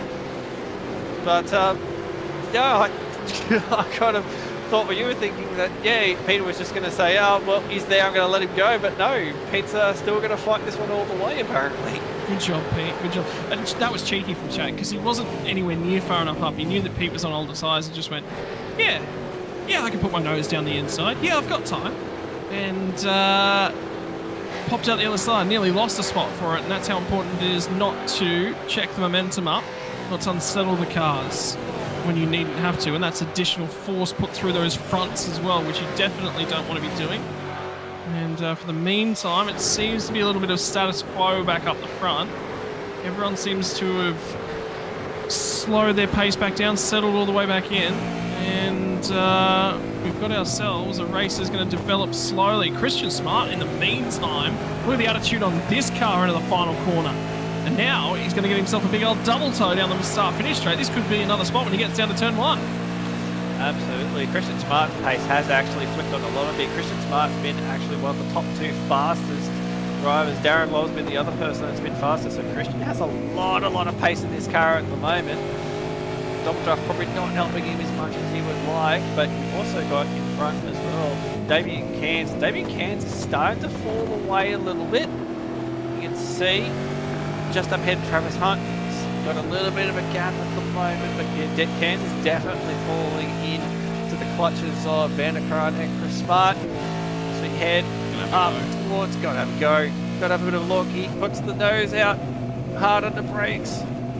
He's got it there, he'll turn in. And Matt was not really gonna, unlike Peter, Matt was going to say, you know what, you can have that one. Well, the difference between the 2 battle packs and those 2 separate moves that we just seen at turn 5 is that the difference here is it was about 2 seconds off the back end of Chris Smart to Dave Kirby. So there was room. Even if he popped out the other side and wasn't able to get it done, he wasn't going to lose a spot. So it was sort of a why not style of move. But either way, had a stab, popped out the other side with the spot, and good driving from Matt Vanderkran. He might actually be in a little bit of fuel save mode. Have a look at the wheel angle that Dave Kirby's got in that. There's a fair bit of right hand wheel into that wheel, so I'm expecting those front tyres to be skipping across the surface a little bit of scrub. That's some place that you can save some front tyre. That could just be that could be the camera shot. Dave's normally quite good on tyre. You really don't want to, if you're having to put a lot of lock into the tyres, the one thing that sort of blows my mind a little bit with these things is that you could do a lot of turning with very little lock. You watch a lot of some of the faster guys. There's not a lot of steering angle that's going into these things, yet they can still make it turn pretty well. And yeah, so if you're getting to this point in the race, which Kirby will probably be coming up to about 11 laps on those tyres, if you're starting to really crank the lock and try and get it to turn, obviously showing your front tyres are probably not in the greatest of states.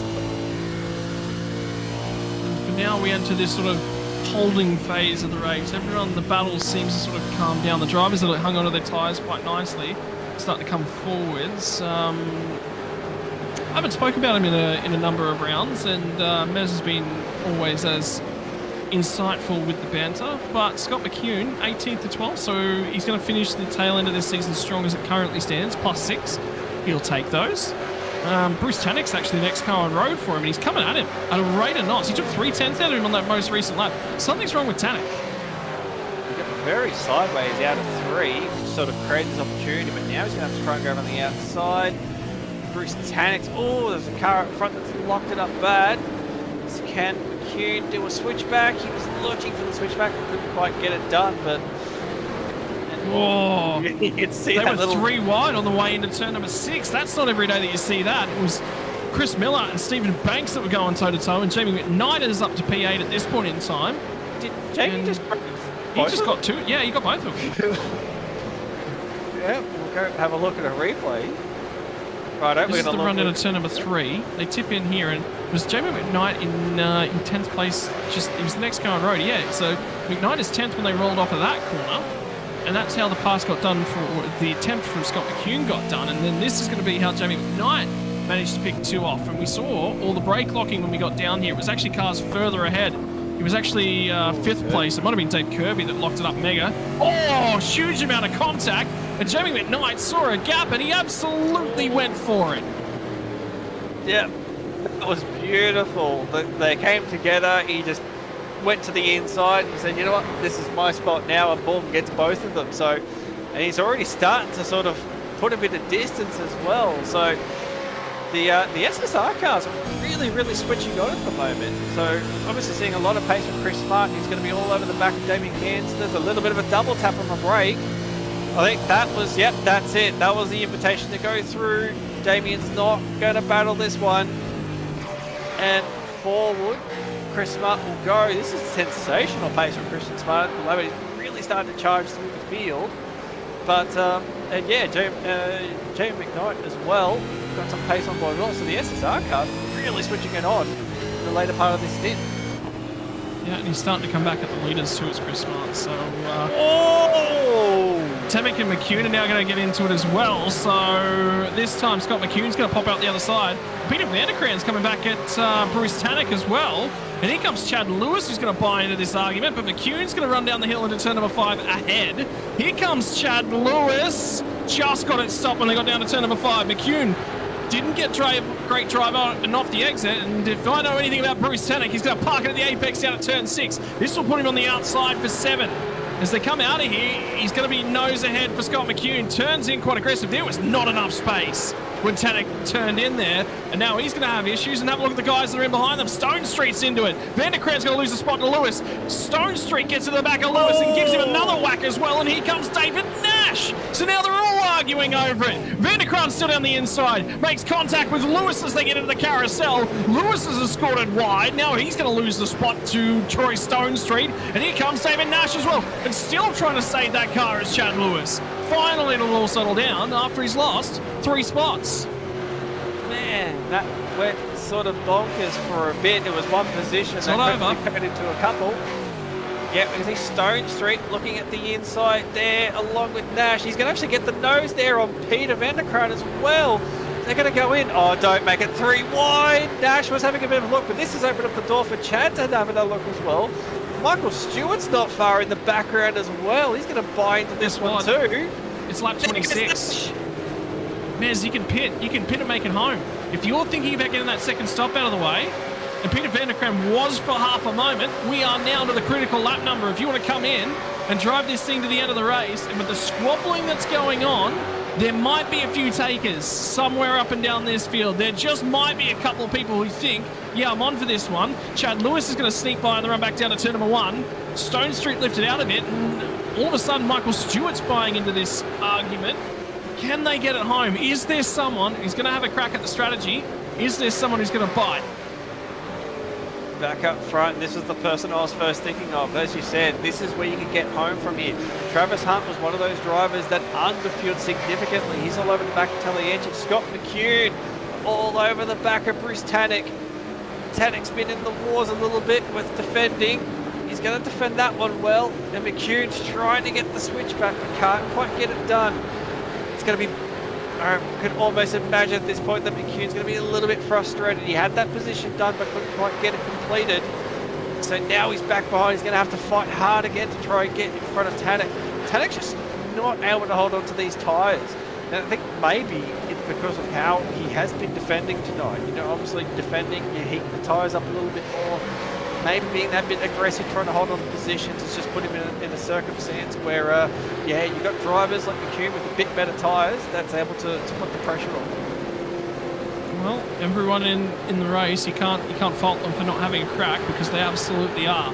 So for the meantime, status quo is kicked in, and Matt Vanderkran, by the way, is still hanging on to this thing in P6. He's doing a phenomenal job back up the front. We look way deeper into the pack, and I think that was Vigor, Chad Vigor we were just looking at. Indeed it was. It's Damon Cross, Darren Goosey, Chad Vigor. Matty Parker's the next car on the back end of this one. He is a lap down, unfortunately. In fact, he's actually 6 laps down is Matty Parker, but he is back out there and he is circulating, and that's the important part. Yeah, absolutely. They're still poised at... Oh, we're getting... Vanderkran's in. Vanderkran's in. that has been phenomenal. 21 laps on those tyres, and he's held that thing inside the top 6. That is a phenomenal effort from Matt van der Graan. You should get some bonus points alone for that, because that's solid. So this will be it. He'll be able to get the car home from here. It'll probably be a significant stop, because it would have burnt a fair bit of fuel out of it. We're still looking at, let's see, laps left. 19 laps, 20 laps. So 20 laps to throw in the tank as well. So be a significant stop, but yeah, he'll be able to he'll get a new set of tyres, and we'll be able to use that to his advantage to get over here. And that was about the furthest that he possibly could have gone. I get the feeling Peter van der Graan's actually come in as well. Indeed, he has. So both of those cars are in. Chad Vigger's in as well. So all three of the Angry Birds entries have come to the lane. And for Scott McCune, I think he's starting to get a little bit annoyed with Bruce Tannock, because they're losing the pack that's up the road of them, a tune of half a second a lap, and he gets the feeling he might be able to do that out there and on his own. So Matt van der Graan, very, very long stop. And the problem is it was a very long stop on that most recent cycle through the lane. So yeah, that's a lot of pain that he's had to take for the gain that he had made earlier on, and now he'll be on a heavy tank, whereas he's on a very, very empty tank just moments ago. Good news is that new tyres and a heavy tank will make the car a little bit easier to drive. Old tyres on very light fuel, the car can be a bit handful. So for at least a couple of laps now, Matt will feel like he's in heaven, because the car will actually grip for once. But yeah, that where he pops out, there's a lot of pain he's had to take in that second stop. So where he'll pop out, I think hopefully he'll pop out around sort of close to the top 10. But with the way the cars in that pack are battling at the moment, I think just having this clean air and just doing what he has to might just pop out there in the end anyway. And Stone Street into the pit as well. So we're starting to see the front groups playing their cars to get home from here. Yeah, and I don't hate this for a few of the drivers up and down the field. It's still going to be a reasonable run to the end no matter what you do. Oh, and Scott McCune just about buried his Commodore in rear boot of Bruce Tannock. Managed to not do so. So the field is going to start to look a little bit funky for the next little while, because van der Graan's all the way down in 33rd. Jason Fewens is still circulating in 32nd. He is yet to take his second stop, I believe. And yeah, it's going to be an interesting one. So you'll have van der Graan, Vigger are the three cars to have completed their second stop. And where does Stone Street pop out? Stone Street's actually going to pop back out ahead of Matt van der Graan, but only just. It's going to be a huge fight on the run out of turn number 1 as they enter turn 1 right now. Indeed, it'll be side by side between Stone Street and Matt van der Graan. They will pop back out the other side. And Stone Street's going to come out ahead, so it's actually cost probably about 10 spots for Matt van der Graan is to go onto this strategy. I was going to say, because before it was about 21st when they pitted. So yeah, you're right, he's dropped outside that top 20 for the moment. Yeah, that's okay, a lot more pain than what we would have envisaged. But yeah, that's it's going to suck a little bit, to be quite honest. But yeah, you got to roll the dice. You 100% have to roll the dice to try and make something work. And yeah, it could still plan out. Still could get a result at the end of this, but it just makes it a little bit more difficult. But on board with Chris Martin at the moment, closing up on Travis Hunt as well. Pace out of this car again. Last lap, he was quick. Oh, he's a little bit wide. He's hurt the rear tyres a little bit blunt. I was just about to say that last lap through, he was setting the benchmark again. So the pace out of this SSR machine, he's got it down sorted, but yeah, sliding around like that's not going to help the situation. More takers as they all start to come into the pit lane. Rick Sebra and I think Greg Sharp both just entered the lane. I think that's the last of our takers on this lap. No, there will be one more car who will actually come into the lane. It'll be Tim Nicol from the tail end of the field as well. And Stewie Hall is the car. He's still setting his box up ahead. That was the last safety car. I believe it was Stewie. And unfortunately for him, no, he's actually been sat there for an extended time at Stewie Hall, so his night's done, unfortunately, which will sign, seal, and deliver season number 17 from him. But everyone's starting to cycle through the lane now for their final stops of the night, and this will be critical as we've got to keep an eye on Vanderkrant and Stone Street, who've both gone through on the cars who have completed their final stops. So Sebra will pop back out in behind Vanderkrant. And 10 seconds less worth of fuel. And 13 for Troy Stone Street. That's what the margin was in terms of things. Stone Street has checked away a little bit. Yeah, he's definitely got the pace over Matt at the moment. So Stone Street looking good for a result, especially if you keep this pace up at the moment. So, and again, one of those drivers that's battling on the bubble. So this is what he needs. He needs to get himself deep inside the top 20 and try and score as much points as he can and try and get back to next season. We'll look at this little battle here. So McCune still hasn't been able to get past Bruce Tank. The gap's opened up a little bit, but now Tannock's teammate, David Nash, is going to be all over the back of Scott McCune. Can't help but feel like that poor Scott would have had to use up a fair bit of his tyres. Yep. And he's going to bolt straight for the lane. Yeah. And when you've got two teammates working against you, one of the ways that you can take matters back into your own hands is to come to the lane, and he's going to trigger a whole host of pit stops in behind him. As Lewis comes in, John Latham's going to come in behind them as well. And I don't think they're the only ones. I think there's going to be a few more before this lap is out. Blanchard's going to go through. O'Brien, Griffiths, Goosey all gone on by. So they actually might be the only takers from that battle pack. It'll be interesting to see where they pop out in reference. So from McCune, prior to that lap starting, he was P11. So that'll be something we'll keep our eyes on. I get the feeling he's going to clear and pop out the front of the cars we've yet to pit. He'll probably lead everyone on in terms of strategy. Likely. And running through. Oh, we'll flick back onto the front here. This little battle pack still going on a little bit. Travis Hunt's got a bit of pace at the moment, hasn't quite been able to get it over Taliancic, and Darren Lobb just again he's just gone. We thought he might have been saving the car a little bit, but no, he's getting towards the end of the stint, and he said, "Nah, this DPR machine can go a bit quicker." So he's put the hammer down on that one. As you can see, Chris Smart sitting at the back at the moment, and not far behind. Damien Cairns again. He's done a fantastic job tonight. Qualified up front, he's just stuck with this lead group. They just have not been able to shake him all night. Chris Smart's all over the back of his car at the moment. Travis Hunt trying to defend, is a bit wide.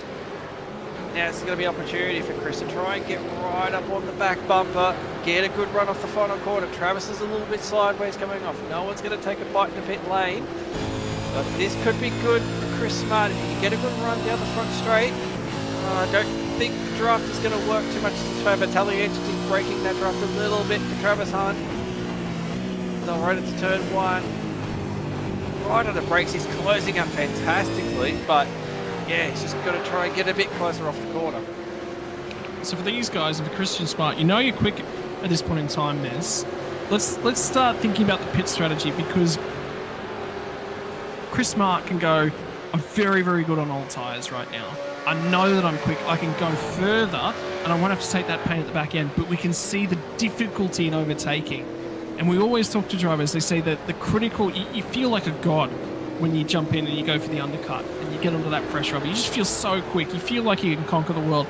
Then you're going to take that pain at the back end of the stint. We know Tally's going to go long. That is locked in. I get the feeling with Tally, his first marker is lap 36, and the quickest way to get there is to not take a pit stop. At the end of lap 36, we can just about crown him champion in terms of things. But for Chris Smart, who's on the move, he's on the aggress, how long before he pits, Mez? Yeah. Well, here's the interesting thing, is I just went back and had a look at this out of curiosity. Travis Hunt pit stop time is about 29 seconds. Chris Smart's pit stop time is 28. So they're actually about bang on for pit stop time. So it's not even a position that Chris Smart will probably get in pit stop, because he actually took a second less, so he might even have to take more fuel on board. Whereas Damien Cairns, who's not far behind this battle at all, took more fuel than all of them. So there's a potential that Damien might jump up, come the next stop. Darren Lobb, Michael Taliancic, yeah, forget about it. They've had 37 seconds in their stop, so we know their stop's going to be very, very short. So we can already say first and second is going to be locked in there. But this battle group here, it's really between Hunt, Smart, and Cairns. And I think Cairns at the moment, just based on fuel numbers, stop numbers, might pop out in front of this group. And a car on screen at the moment, the leader of those yet to pit. Let's just say he's the race leader, full stop. Let's not question it any further, and I'll celebrate that. Stop Scott McHugh. Stop the count. Well, Damien Cairns is going to come in. A whole host of drivers are going to come in. In fact, it's going to be both Travis Hunt and Chris Smart. Well, that solves the equation. How long before Tally pits? He might run it right the way out yet again. Again, he's targeting that lap 36. So all of those guys are going to pit. And for Scott McHugh, we will stop the count. Stop it right now. It's done. He's over. Race 1. We won't ask any further into the equation, but he is the leader of the drivers yet to pit, and this is critical. He was about 11th when he come to the lane. And that's bad news for the cars that are behind him. And one of those is actually Matt Vanderkram. Carefully watching this one, just waiting to see how this pit stop goes. Vanderkram on screen at the moment. Behind us, group 25th at the moment. So, sorry, did you say Matt's dropped back? Yeah, massively. David Kirby's going to rejoin from the pit lane, ladies and gentlemen. And Dave Kirby is now going to be your leader on effective strategy currently, although there'll be cars yet to come in later on, and he only just gets out in front of Travis Hunt. And Travis Hunt had a short stop. Cairns jumps Chris Miller, who jumps right back into things in terms of the strategy. Chris Miller's time through the lane was ridiculously quick. He got through there end to end in about 54 seconds. He took a lot of pain early on to Chris Miller, and now this battle on the run down to turn number 5. I'm wondering whether Travis Hunt might have underfueled slightly. I'm thinking that too. Kirby as well. Oh, where's Kirby's stop time? Because that seems like he's also 23.5, I believe. The Kirby pit, I think it took the full tank the last stop, the safety car. Yeah, unless he's taken more fuel in the first stop and just haven't realised. Because when he popped out in front, I was like, hang on, has he gone for the underfuel as well? Because it just seemed to jump a fair bit. He wasn't really in that pack at all. So, okay, he must have taken a lot more fuel than what we sort of realised. So that's worked out for Kirby because, yeah, as you said, out of those that are pitted, he's the effective leader at the moment. Let's talk about cars that are similar in terms of their pit lane strategy. We said there's about a second difference between Christian Smart and Travis Hunt. And let's look at their transit times. I've got them 3 seconds different in terms of end-to-end times, and I can only guess that is about the same in terms of pit stop times as well. So it should be about 3 seconds different. 7 seconds different from Dave Kirby to Travis Hunt. But let's have a look at Travis Hunt to Chris Smart if we can, because I want to look at those numbers. I don't actually have a number. I think Chris Smart's had an issue with the pit stop. No, you've got. No, he is. He's taken about 2.2 seconds. So not all of that 3 seconds was in the lane. In actual fact, it was perfect. That difference in stop time is actually perfect in the pit lane transit time. So my numbers are out a little bit, but anyway. And now Travis Hunt's going to get on and try and go around. So is Smart added extra fuel, or is Travis Hunt undercut on the fuel? Oh, Damien Cairns very wide out of the corner. That allowed Vanderkram through, I believe. Oh, Joe McKnight through. So Joe McKnight's popped up in this one as well to P6. So, man, this is also another short stop as well. Just go back to Christian Smart. It could just be JRT just messing me up at the moment, but it's saying to me that there's an extra stop there for Chris Smart. So unless something has happened in the pit stop that we haven't quite seen, maybe even missed the box or something like that, that's equated for that time difference. Something just happened to Chad Lewis as well, because he's in a battle with David Nash as it currently stands, and he's just communicated to race control something. It was turn 3 this lap. So something happened down at turn 3, and Lewis has gone backwards, and we might get the replay of this. And Lewis is ahead of these cars as well. It's ahead of Bruce Tannock on the run down at turn number 3. Oh, Matt Vanderkram goes around. Matt hit the wall. Hoping Matt didn't hit the wall there. It looked very close. see if we can go back and have another look at this. So I think so a little bit of an elbow there, and then goes Van der Kraan, and thank goodness iRacing updated the graphs and you can actually catch that one. Because in days gone by, I would almost imagine that that's gone straight into the wall.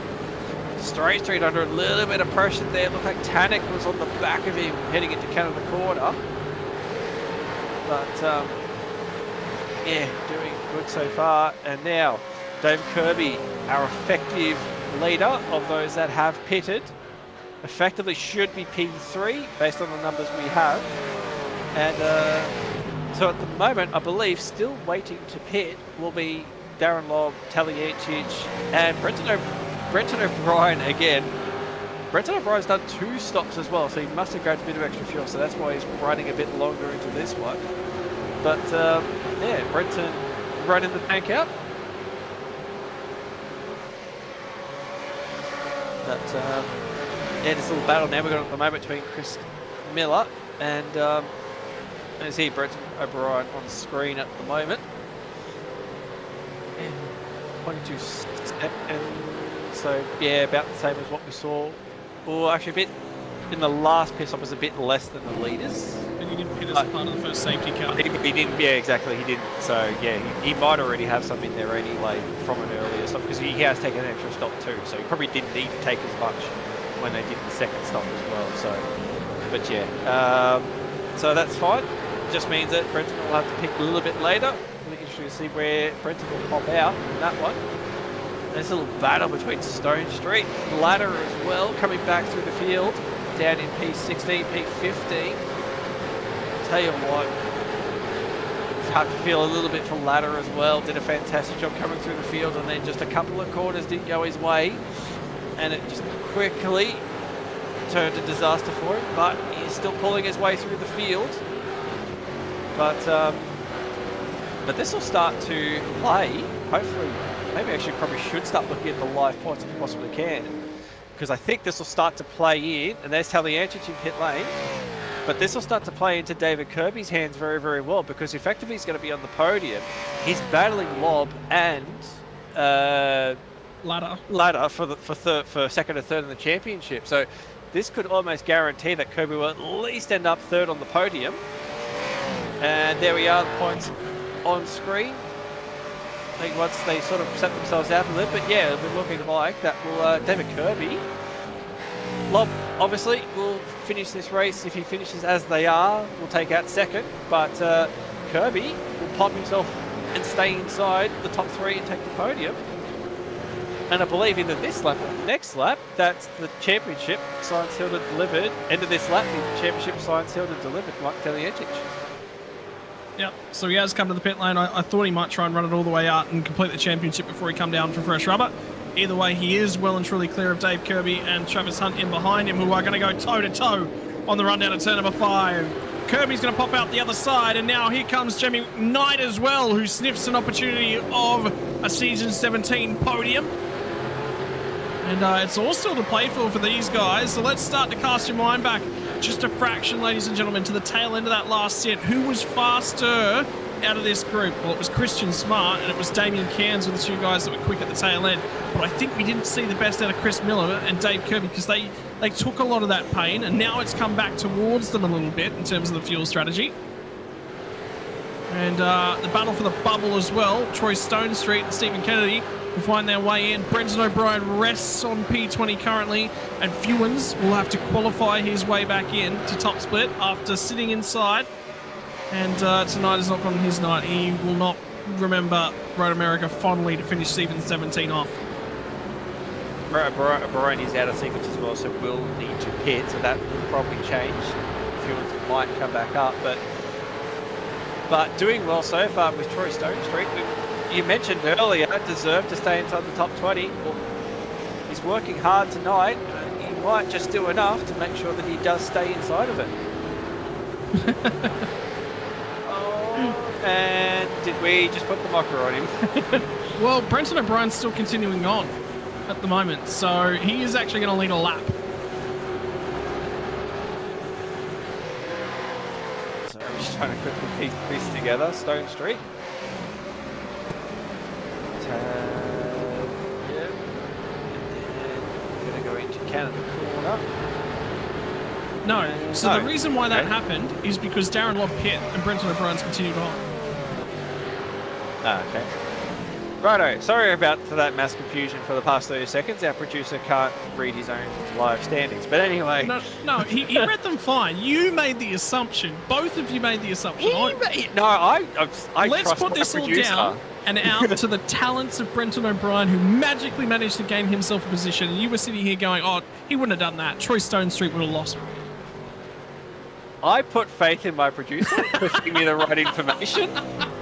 I'm not going to throw him under the bus, unlike some co-commentators will happily throw people under the bus, but I'm not going to name names. And,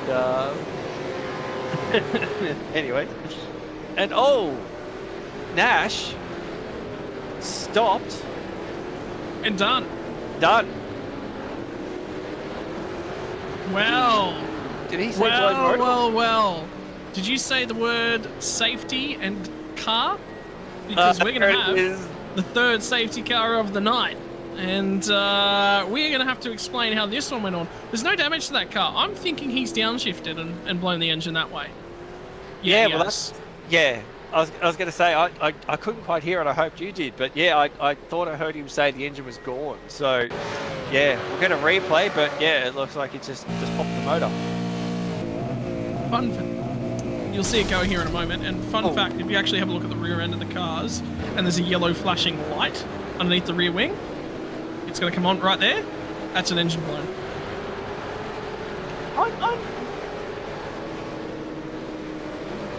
I never noticed. Okay, so apparently it's two things. Apparently it's engine off, so it could be stalled or blown. But in this situation, I think we can accurately say it's definitely going to be engine blown because you don't get those smoke at the back of the car and then all of a sudden have those lights say that you've stalled it. And Brenton O'Brien, it's time to wait and see when Brenton will come out. He's going to get a couple of spots. He gets that spot, 21. That's worked out. Penny 2. That's worked out really well for Brenton. That one back from Greg Sharp, yeah. He's already called it in as well. Notice that. Yeah, I think he will get that spot back. Greg will give it back. Good sportsmanship, but that I'll tell you what, this has been the second time this season that Brenton has gone a completely wild strategy and it's actually worked out for him. So, but still, unfortunately, drops him outside of the top 20. So Jason Fields will pop back in. Stone Street will jump up. Well, Jason Fewens is going to come right back into this now as well, because he's got a heavily damaged car and was circulating towards the tail end of the lead lap from memory. Goes in the box now.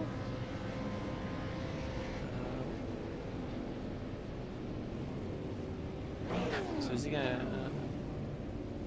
assuming maybe taking tyres? Doesn't look like a fast repair or anything's gone onto it. That's just tyres. Well, he was, but Mez, he was 3/4 of a lap down for the bulk of that run after getting repairs early, and he hung on to the fast repair and thought I'll just hang on to it and whatnot. But now he's going to be attached to the rear end of the pack, so the opportunity for spots is going to be coming his way. Yeah, absolutely. I mean, yeah, if that's the case, I was just curious whether or not there was a fast repair taken, but it didn't look like the car changed at all. So I guess, yeah, it was definitely going to be tyres, which, as you say, if you're that far down the field, heck yeah, throw tyres at it. You're not really going to lose much else out of it. So throw tyres at it and go hard. So yeah, we might see Jason start to pull his way through the field. Once we go back to green, we're going to have 10 laps to go. By the time we go back to green, it might be 9 or 8 laps. 8 laps. So yeah, be interesting to see how quickly Jason can tear through the field. And with both of those wave bys as well, they're going to have enough time to put enough distance on the field that they can come in for fresh rubber as well. Yeah, as well. Now, it won't matter because they're both still more than 1 lap down. And then the Omni car is still circulating more than 1 lap down. Retirements thus far for the evening, let's run through a few of those. Robert Crisdale, Stuart Hall, Todd Duggan are all done. Matty Parker is the last of the cars still running, now 5 laps down. and this takes Simon Hederscheid back to 1 lap down. But he is still circulating, and, well, the old adage is safety cars breed safety cars, and Mez, 10 laps to go, there's enough time for another safety car. But he wanted to see another one immediately on this restart. Simon probably want to, absolutely. Probably be happy to see another safety car, try and get another lap back. Whether we want to see one, don't know about that one, to be honest. I'd like to see this go down. I'd like to see this one run all the way out, because we're going to have a really good battle. Darren's had the pace, but yeah, I'd be interested to see just where we're going to go with this battle for the third spot at the moment. So you've got Kirby, Hunt, and McKnight as well. Cairns is in there as well. So there's a few quick drivers that final round of the season, you'd absolutely want to try and crack a podium and end the season on a high. And the other thing to note is that if there was any fuel question marks, hint, Travis Hunt, they've now been eliminated. Well, Dave Kirby is what we sort of, not 100% sure on that one. But for those drivers, that's been eliminated. That's no longer a risk for those guys. And given that Dave Kirby took 3 seconds less fuel than Talyancic, who also filled the car up at the first stop, he has underfilled that car quite aggressively. Yeah, it's sort of makes sense, because how he made up that much time was just a bit crazy. But no, this safety car has worked out beautifully for him. So will we see, because Kirby had pace in that first stint, so he's going to have a few laps older tyres, not much, but he'll have a few laps older tyres. But if the pace is in the car, will we see him have a proper crack at it? So yeah, this could still be fairly on for the podium. And but yeah, there's still a few other contenders in there that'll probably want to make their stamp on this race. Can we get another look at those live point standings? Because now we've got the field effectively removed from all the dramas of fuel strategy. This will be your current effective point standings, and it will matter. So that's the bubble.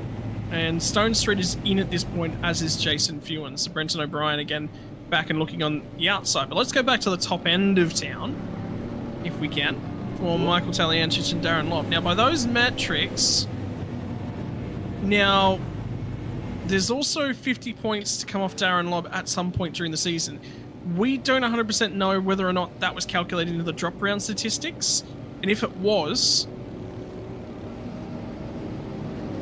based upon the numbers we're looking at, it's been accounted for. Now, for my mind, Mez, I would think penalty points come off at the end. I don't think you can drop that round, so I'm not 100% certain on that. So, based upon those standings, if you were to take 50 points off, Ken Latta would actually be in P3 by a point.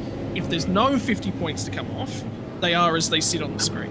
I would imagine that all that will be calculated. Because there's no more drop rounds, you can calculate penalty points and stuff like that as well. So I'd assume these numbers would have that included as well. But yes, you're right. If they haven't, for whatever reason, then yeah, that could change very, very rapidly. You can see, yeah, obviously down from second to fourth. But again, I'd be surprised to see that if that was the case. Again, without how understanding RC's actually decided to do this,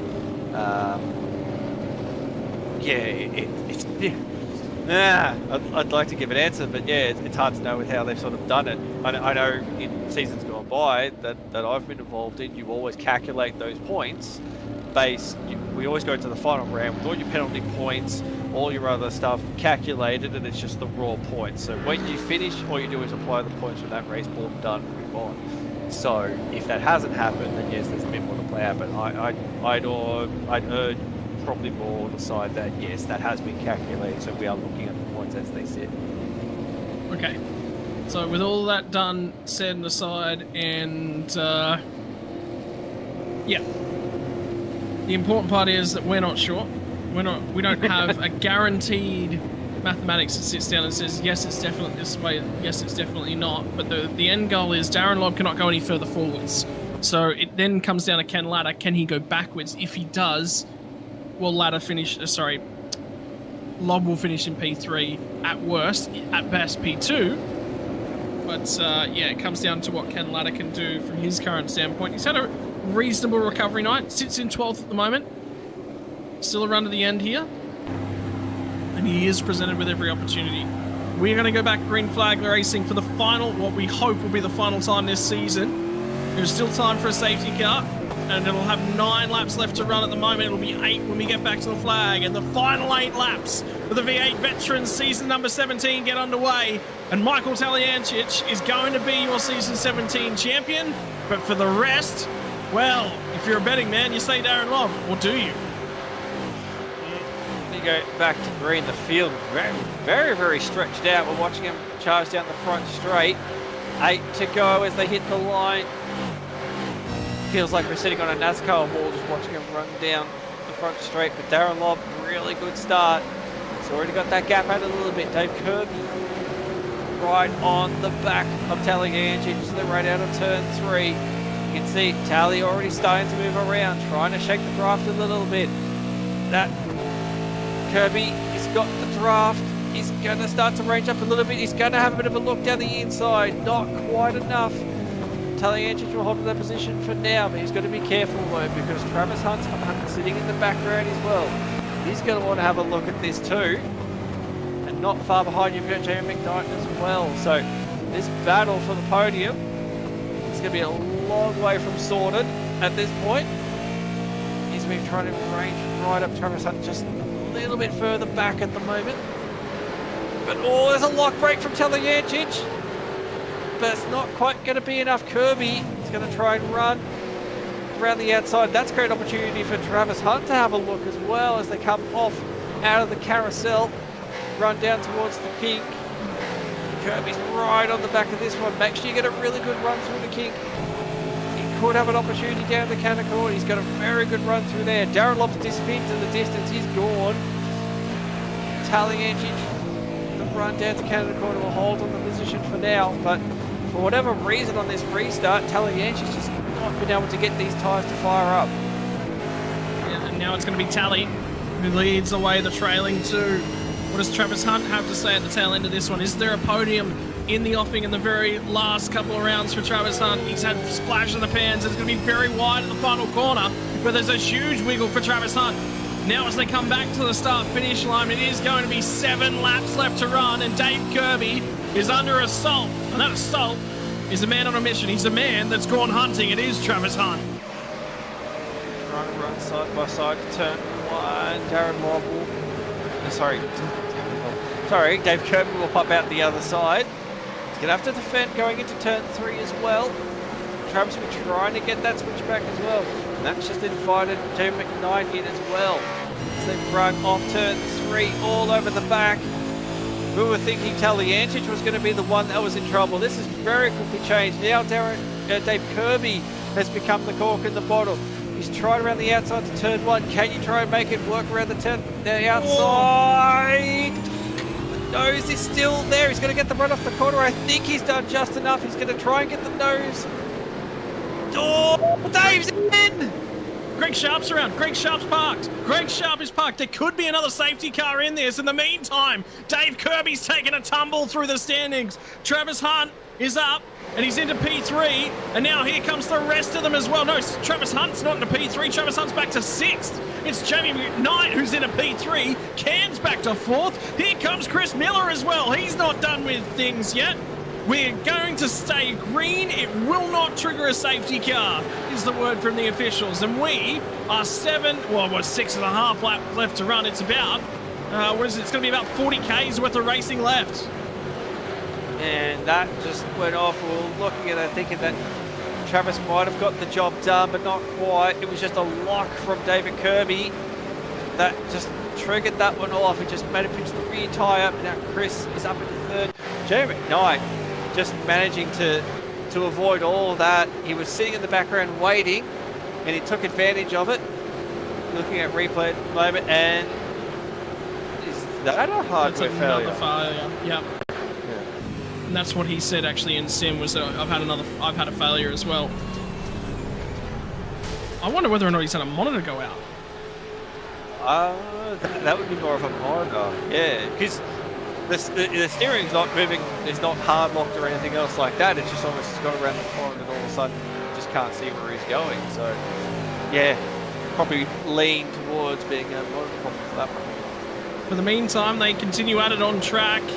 And now Chris Smart comes up to the rear bumper of Dave Kirby. And this is a Dave Kirby who was sitting in P3 moments ago. It's now Jamie McKnight's position. Can McKnight start to run away from these guys? Has Can's got anything to run him down? Where's Bruce Tannock? In and amongst all this, Ken Ladder's fighting him. It's going to be Ladder that goes down the inside, and have a look at Chris Smart who goes to the outside of Dave Kirby as they get down here into turn 5. So multiple positions starting to swap. Ladder gets down the inside, resurfaces inside the top 10. And Chris Smart's still on the outside of Dave Kirby. Job not done. Kirby hangs on to that one, and that buys Travis Hunt a little bit of a breather. Can he now start to fire up and have a go at Chris Miller? Tell you what a change of fortunes for Ken Ladder. He's just been up and down this field. Now we're looking at Jason Fewens. Pitted and took those tyres. Oh, it looks like there was a car that was a bit slow off the corner. It looks like there was burns by the look of it. But this is a change for Fewens as well. Taking those tyres, fresh tyres, gives you an opportunity to try and drive through the field. So far this is working out very, very well for him up to P17. Looks like Paul Burns is down a lap. That's wrong. Yeah, so Jason Fewens is actually in 31st at the moment, so got a little bit of excited early on, but this battle pack is still worthy of noting. Ahead of it, it's going to be Damien Cross. It's got Darren Crosby in hot pursuit, and there's a fair bit of a gap that's been caused now to the back end of Chris Blanchard, who's in 26th. So it's still going to keep squabbling on, and here comes Fewens, who's going to have a go at him. Fewens is on fresh rubber, remember, as well. So he's got every opportunity to try and make these tyres dance, and he was escorted to a supporting act, nearly a background character in this race, if you will, in the early stages after all the damage he sustained on lap 1. He survived, he's popped out the other side, and now his race can really get underway. Yeah, there's battle up the front. McGinn, oh, he's a bit wide. No! That's a big one. Oh, that is a big, big wreck. Oh, that could be a... Oh, I think we might get the safety car. No, we won't. I don't want to see... We will, because we're within a couple laps from home. Oh, he's flipped him. Hey, he's got him accused, flipped him. And it's going to keep going, yes. Wow. Well, that'll avoid the safety car. And for Chris Smart, he's done. Yep, that car. And there it is. Oh, it has been called. Safety car. Wow. Oh, no. Wow. We're going to be left with a one-lap sprint. 5 to go. If they can get this done quickly, we might get a couple of laps. Radios are starting to bark up a little bit as well, but yeah, this is just... Whew. Wow. This is... Well, Heddershard's going to be back on the lead lap. True. Yeah, they don't have to. Yeah, they don't have to. Look here. Get a better look at this if we can. Just pinch the inside fronts. Oh, that's not looking too good for Scott McCune at that point. Come off the outside. It's just sort of lazily drifting. Well, the road does come back to the right-hand side there, but not that much. It'll be this. Look at how far he comes off the inside, outside the road. Yeah, very, very clumsy from Scott McCune there. Oh, that is a big hit. Big, big hit. Oh, and it was... Chris Smart was doing such a good job tonight. Had so much pace. And, yeah, it's the... So it's remarkable that Scott has actually just popped him back on his head, just tried to get it going again, but oh yeah, there's something very wrong I think in the back of that car because it just pitched hard to the left. It's a good thing we don't go racing in Denmark because then we could start quoting what is it? Oh, I had it. There's something very wrong in the state of Denmark is the line from the Shakespearean play. There's something very wrong behind the wheel for Christian Smart in that one. It's gone. I had it. It was right there in my head, and I was ready to say it as I opened my mouth to start talking. Shakespearean play, very, very famous one. So I'm laughing at this because I go through this all the time. Every single day. I'll think of something and I'll be like, oh, no, it's gone now. But how about for Darren Lobb? He's just been looking at everyone else in the rearview mirror. Yeah. Hey! Yeah, they're doing the wave around, so Simon Hedershot will get his lap back, which we'll be much happy about. But yeah, back to your point. Yeah, Darren Lobb's just done a fantastic job this whole race. Still plenty to go. It's not over and done with, but because we'll only get a couple more laps when we go back to green. It's a quote from Hamlet. Sorry, Miz. I had to get that out. It's gonna bother me. I had to Google it. I was thinking for a second that's an odd thing to come out with, but anyway. So let's divide the season into 2 halves. Except for one of those halves is going to be 8 rounds long, and there was only 2 safety cars across 8 rounds, an average of 1 every 4 rounds.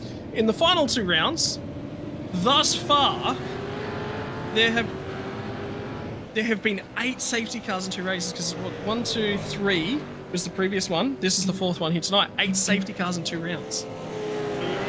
3 of them for downshifting, mind you. It's almost like watching an NFL game. It's just like nothing happens in the first 3 quarters, and then all of a sudden you get to like the last 5 minutes of the final quarter, and everyone's just throwing flags every second. So you should get into NFL. NFL is a fantastic game. If you don't watch it, seriously get into it. Anyway, that's my plug for the night. And I thought I was the fine wine connoisseur of American sports, shall you? But no, apparently Mez has gone out and bested me, one-upped me. No, he seriously should. It's incredible stuff. Baseball is next on the list, but I'm not sure if I'll get into that yet. But I'll keep you posted, don't worry. I wonder if we're going to go green this lap. They haven't called that the safety car's pulling away. You know what? Scott McKeon's just come to the pit lane for a fresh set of rubber. Obviously, those tyres were torched. The car was torched. But does Hedershot come down for fresh tyres now? You're back on the lead lap. If you've got enough time, it looks like we're going to get one more Stephen lap. Banks came down to the pit lane as well. Actually, are we going green this time, Bob? No. No. Not pulling away. Okay, no, okay, cool. It'll be 2 laps. Yeah. I just saw that safety car move for a second, and I thought, I don't know whether they've just sent it because they're trying to get it back going again, but no. We'll get one more lap. But yes, if you head a shot, you're going to have time. I'd throw a set of boots at it, and yeah, it'll be 3 laps of absolutely throwing it at every apex to try and make up a spot. So, but yeah, as Dan was trying to direct us to, this is the current top 20 standings. So obviously, everyone who finishes in the top 20 gets an invite back to next season. So there's a few drivers that have moved up a few spots. Troy Stone Street, that's the first one that pops into my mind, has gone up 4 spots. He was just outside. He was outside looking in, as you would say, and now he's climbed himself up a fair few spots as well to pop inside 18th. They're doing very well for Troy. And actually, where's Vanderkraan at the top 20 as well? Because Matt Vanderkraan was on for a 5th in the championship, and this has not been a great night by his standards, and it's a night that presented opportunities. So he's going to hang on to P5 by 3 points over Chris Miller, and Chris Miller's having a great night and could finish on the podium. Yeah, so that's points game for the night. Yeah, look, he's all over it. So yeah, obviously Darren Lobb will be getting all the points. Matt Vanderkraan, compared to the car around, Matt Vanderkraan's losing out a little bit in points there, but as you said, Chris Miller's in this battle for the podium, so there's a few more points, and like I said, there's not a lot of points in it as well, so very easily Matt Vanderkraan could slip backwards, and Matt Vanderkraan's currently in P16 as well, so it's a bit to play out. So that top 5 position could be hotly contested as well. Chad Lewis in P10 as well, not far out of that by the looks of it as well, so it's a few spots that could be up for grabs to finish this one up for the season.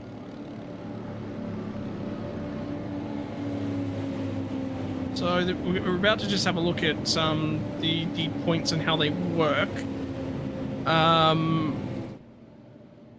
So this was the change from last season is what you're seeing. So the increase for first and second both got an additional 1 extra point compared to last season. Finishing with 0 incident points is worth 2 points this season as opposed to 5 points last season. Lead any lap, Brenton O'Brien picked himself up a bonus point for leading 1 lap. Most laps is Darren Lobbs. You can add that to his money. He also picked up a pole position, so he's picked up 3 bonus points where the others haven't. And he's got fastest lap at the moment, but there is still time for that to be beaten. It's going to be very, very difficult. So add 4 bonus points on top of things for Darren Lobb. So 2 points a spot. And the key thing is, Chris Miller, I think, was 3 points behind Van der Kraan at the moment. So he would need to gain 2 spots. So we'd effectively have to finish 3rd to jump Van der Kraan. Yep.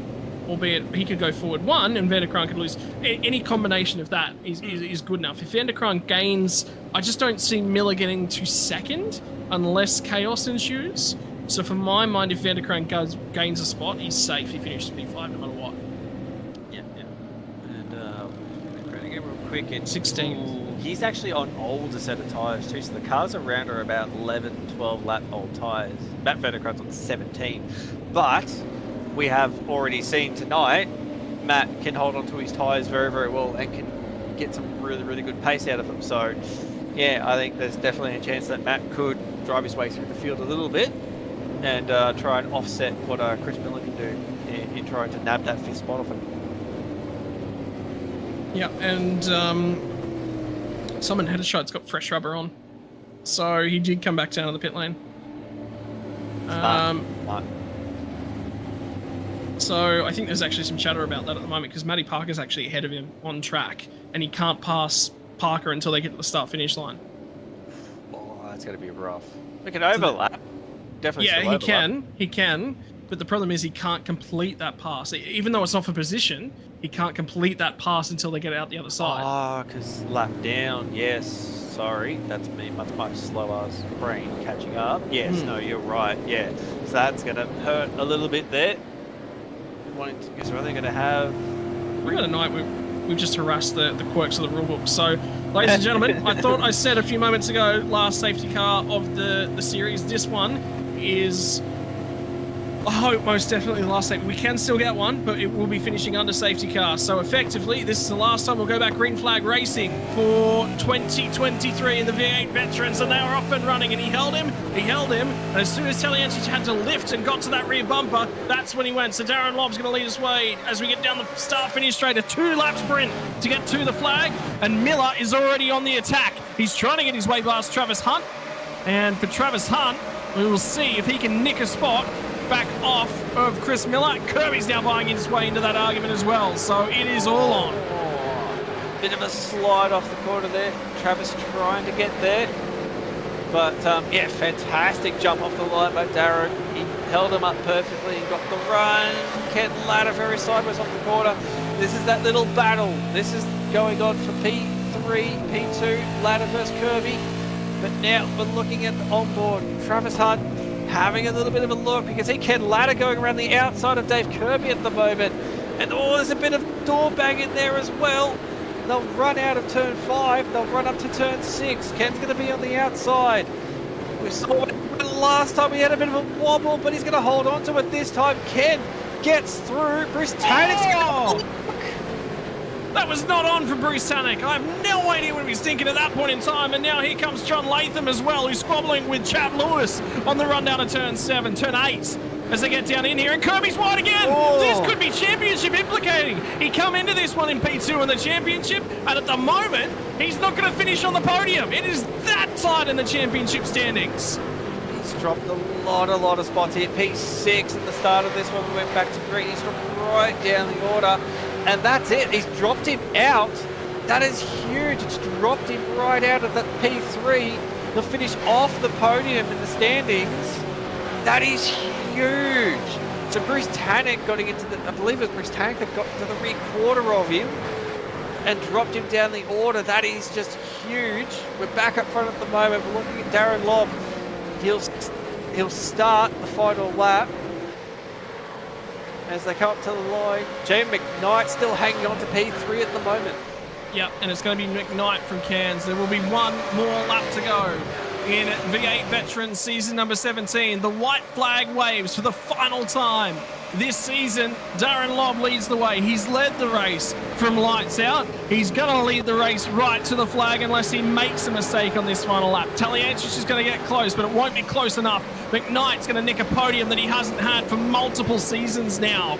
He's been in with a shot tonight. He's been lurking underneath the water, and the Synergy Sim Racing cars have been fast. Now here comes Ken Latta. Latta is trying to recover every single possible point he can, because if he can extend a little bit more, and here comes the run now for Damien Cairns as they run down to turn number 5. McKnight covers it to the inside. Damien Cairns says it's the last race of the season. I want 2 for the season in terms of podiums. He's going to be on the outside. They all get there. They all get out the other side. Here comes Chris Miller. Gets a nudge in the rear. Gets another whack as well. And now it's Cairns defending from Chris Miller, and McKnight skittled away just a little bit. Funky Miller's there. He's in it about it. Here comes Latta looking for a run on Travis Hunt now. He harasses the rear bumper. I don't think Ken knows he's on the podium for the championship at the moment. Gets down the inside now at 8. Gets the job done. So it's Ken Latta back to 6. Where did he restart? I thought it was outside the 10. Now he's inside the 6. He's now looking at potentially finishing inside the top 5. And could he be the defence that they were looking for Matt van der Kraan? And now Dan Horn, the last lap of the race, is going to finish dropping a whole host of spots back to 30th place, back up front. It is going to be Darren Lobb from Michael Taliancic, but who is going to finish last car on the podium? McKnight is getting there. Cairns is in behind, and I think he's run out of time. It's going to be Miller defending from Latta, and the Hunt's still there and in the Hunt as well. It's not over and done with as they come through the second last corner on the lap. It'll be to the last corner. Can he hold him off? Miller covers to the inside, and Latta's going to try and send him up for the run out the exit. Hunt tries to go for a sniff at the last corner. It's not there. Doesn't get the drive off the corner, but he doesn't have to defend, and it's going to be Jamie McKnight who gets the podium at the flag. Darren Lobb will take it. Jamie McKnight, yes, in P3, lights flashing, but Michael Taliancic will take second, and he's done it all to wrap the championship up. So that's all said and done, and Jamie obviously very happy with that one to end up on the podium. But that was just a phenomenal drive to the end of this one. Is that Travis Hunt out of fuel? Yep. He's out of fuel. Done. Time that very well to have just he would have had to have to stopped again. Yeah. I think he's going again. Oh, maybe not. Maybe not out of fuel. But holy dooly, that was such a way to wrap up the season. Got a safety car right at the sort of end. So now, trying to sort of get it all back together. But yes, they're on screen at the moment. Your season 17 champion, Mike Taliancic. Yeah, look, that one is the only one we can sit down and say, yep, that's official. Because had to finish outside 40th, and he's finished second. So job done for him. For everyone else, let's put air quotes around those finishing positions in the championship. The one results that we can look at is how they finished on the track. And again, provisional for a couple of these drivers that are in and amongst this. Darren Lobb will take the final winner of the season. Michael Taliancic will finish P2. And it's going to be Jamie McKnight who picks up his first podium of the season. Damien Cairns from Chris Miller, who finished inside the top 5. Ken Latta gets back there. Travis Hunt drifts a long way in the tail end of that one. Bruce Tannock gets to P8, and that's where the provisional results will start, because it could be Latham P8 after that one.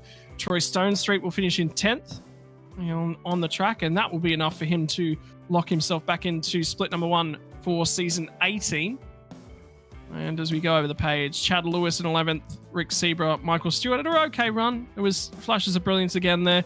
Matt van der Kraan will hang on to 5th in the championship. Dave Kirby finishes 15th on the road. Dean Flavel, Brendan O'Brien played a bang-up strategy and finishes 17th inside the top 20 for one of the second time, I think, this season. Scotty Van Loon, 18th. Peter van der Kraan, 19th. Also played the strategy cards and made an advantage of it. And Chad Vigor rounds out your 20s. We're going to pause for a second because, yes, there we have the traditional burnouts on the front straight. So now we all get to sit here and judge him for how well he can actually do them, and almost hitting the wall there. But it's a solid 8 out of 10 for me. Rating the burnouts should become a part of the post-race celebration. Could become part of the championship. There's a bonus point for best post-race celebration. Yeah, imagine you go have a championship that like goes down to the wire and it's like 2 points for the best burnout. You win the championship just by doing a better burnout than the guy who won the championship. And then outside the 20 for you, Miss. God, I'm tired. I need to go to bed. Chris Blanchard rounding out in P21. Damien Cross in P22. Darren Goosey coming home in P23 with... sorry. Oh, man, I'm blowing this up. 23 was Darren Crosby with Darren Goosey in P24. 25th will be Paul Burns. Stephen Kennedy in P26. Tim Nicol coming home 27th. Jason Fewens managing to come through the field after that late pit stop to P28. Scotty McCune comes through to P29. And rounding out the top 30 will be Robbie Griffiths. We'll flick over the page. Stephen Banks in 31st spot. Simon Hederscheit, again with a late pit stop, coming up to P32 after being a couple of laps down. Chris Barrage into P33. Dan Hall into P34. And now I think we start to see the DNFs. Chris Smart, what could have been, had fantastic pace all night, but did not pan out. Matty Parker, 36. Greg Sharp, 7 laps down. David Nash, 10 laps down. Michael Quain, 11 laps down. And then we start getting to Robert Crisdale, 33 laps down. Crisdale apparently had a power outage, which won't explain why it dropped out so quick. And Stewie Hall, 35 laps down. Todd Duggan, 38 laps down. And Scott Weston did not take to the grid. Not part of the split one, but I've seen that. So. Well, that is going to wrap us up in terms of the on-track action for Split 1 for Season 17. The celebrations have kicked off in earnest for a number of our drivers. We're going to start from the bottom end of the podium, I think, work our way up to our championship winner. We'll skip over and jump to the race winner next, but it's been a while between drinks for the number of the 027. He builds the setups week in, week out. Ladies and gentlemen, in the YouTube chat, if you want to raise your fists and shake them at Jamie for another well-made setup, now's the time, Jamie, because that's a podium to finish the season out. Yeah, all right, to the thousands listening, get your bloody hands up then. Let's see it. Look, I think I bloody deserve tonight, boys. I really do. I mean, I've been there or thereabouts in practice and just couldn't put qualifying together at all this year. I'm finally getting the hang of these new hydraulic pedals, but it's been a journey. But I got to say, it was just nice to be at the front again, racing clean, hard. Big hats off to Damien Cairns and Chris Miller. Gave me an awesome battle. Travis Hunt too at the start. We were having a ball, and yeah, I just really enjoyed tonight. I was glad to be up the front again and somewhere in it. Talk to me a little bit about the emotions of the season, because at the start of the season you were going, I'm thinking about hanging up the hat. I think about had enough of this, and you took a little bit of time off there, a little bit of self-reflection. You come back out and the proof's in the pudding in the final race of the season. Yeah, I think I was seriously considering, like, mate, I've had it 5 or 6 years at this now, and maybe it's time to do something else, because I was getting so frustrated, like being, like, I'm not saying taken out, it's probably my fault as well, but when you just seem to have run after run where you're sitting in the top 10, 4 laps to go, and you're out of it. It doesn't matter what you do. And so that gets disheartening, but then I thought, you know what I'll do? I'll have a little break, do a bit of practice. I won't race, I'll just get the steam out of the net and try and work on adjusting these pedals so they feel good for me, and that's what I did. And like I said, it's starting to pay off now, but it's still a long way to go. Mate, I want to sell you up the garden path a little bit, because I know one of your really good mates is Shane Evans, and I got to catch up with him actually down at Sandown a little while ago, and he showed me some fairly hairy footage of you in an RX-7. Is that a project car of yours? I've got a few rotaries, mate. I've got an RX 2, 3, 4, and 8. So they're all worked. And when Shane comes down, I grab one, and we take it out and we do a bit of bad stuff in it, like kids. He brings out the kid in me, that's why I love him. And he particularly likes the 20B RX8. It's a big turbo, and he drives just like he does when I race, mate. He gets into it. I chase him in the other one. So yeah, we both love cars, mate. We've got to an age where we can have a couple and have a couple of toys. And yeah, me and Chief, we even had it up at Bathurst this year, and we were driving around Bathurst and over the cops everywhere. It was good fun. In terms of things, that's what it's really about, is the embracement of car culture. I've got the opportunity to attend a few in-person events now this year and talk to people at the highest levels in sort of motorsport, actually internationally, which was a unique opportunity. But it all comes back to you're just fans of cars and car racing and everything. And I'm really enjoying that adjustment from you in the behaviour. You know, it seems as if you found something in the back half of this season. Yeah, relaxed. I stopped worrying about the result and started worrying about just driving, you know what I mean? And it's easy to say to other people don't know how to drive the car, but it's so easy to get in that rhythm, like where you're pushing so hard to get a result that you just push too hard, and it just keeps happening. And especially when you've got new equipment, it's hard to just settle down and start listening to what it's telling you. But I'm not saying I'm anywhere back there yet, but I've had a good race in Scops. I got a podium on the weekend, and this is a good result. So let's hope we can carry it into next season. But I do want to say you're dead right about iRacing. I mean, I think there's a lot of us like me that only have daughters that do iRacing. I really do, because you know, with your dad, and we're all boys, right? Me and my dad were car mad, forward hold, you know, you name it. We're into it all, yep. Right? And I lost him 8 years ago, unfortunately, which is when I took up iRacing after that. And it's a place where I can talk to other boys, mate, and have a little bit of boy chat. And I'm a car dealer. You know, I've got 7 or 8 cars myself. I've got a couple of motorbikes. I'm a real boys boy. And this is a place where I can talk to like-minded people like Shane, Chief, and hundreds of others. Made so many friends. And if you're out there listening and you're thinking, should I do it? Get yourself a kit and come on out. Mate, yep, absolutely. That's the way to sell sim racing. Is it's just embrace the car culture, talk to people about cars, talk to people about the manufacturing, every bit, how you keep them running. Yeah, I can certainly embrace that. My dad's got a 72 Escort Mark II, which I drove to my formal. So I know very well about the Escort.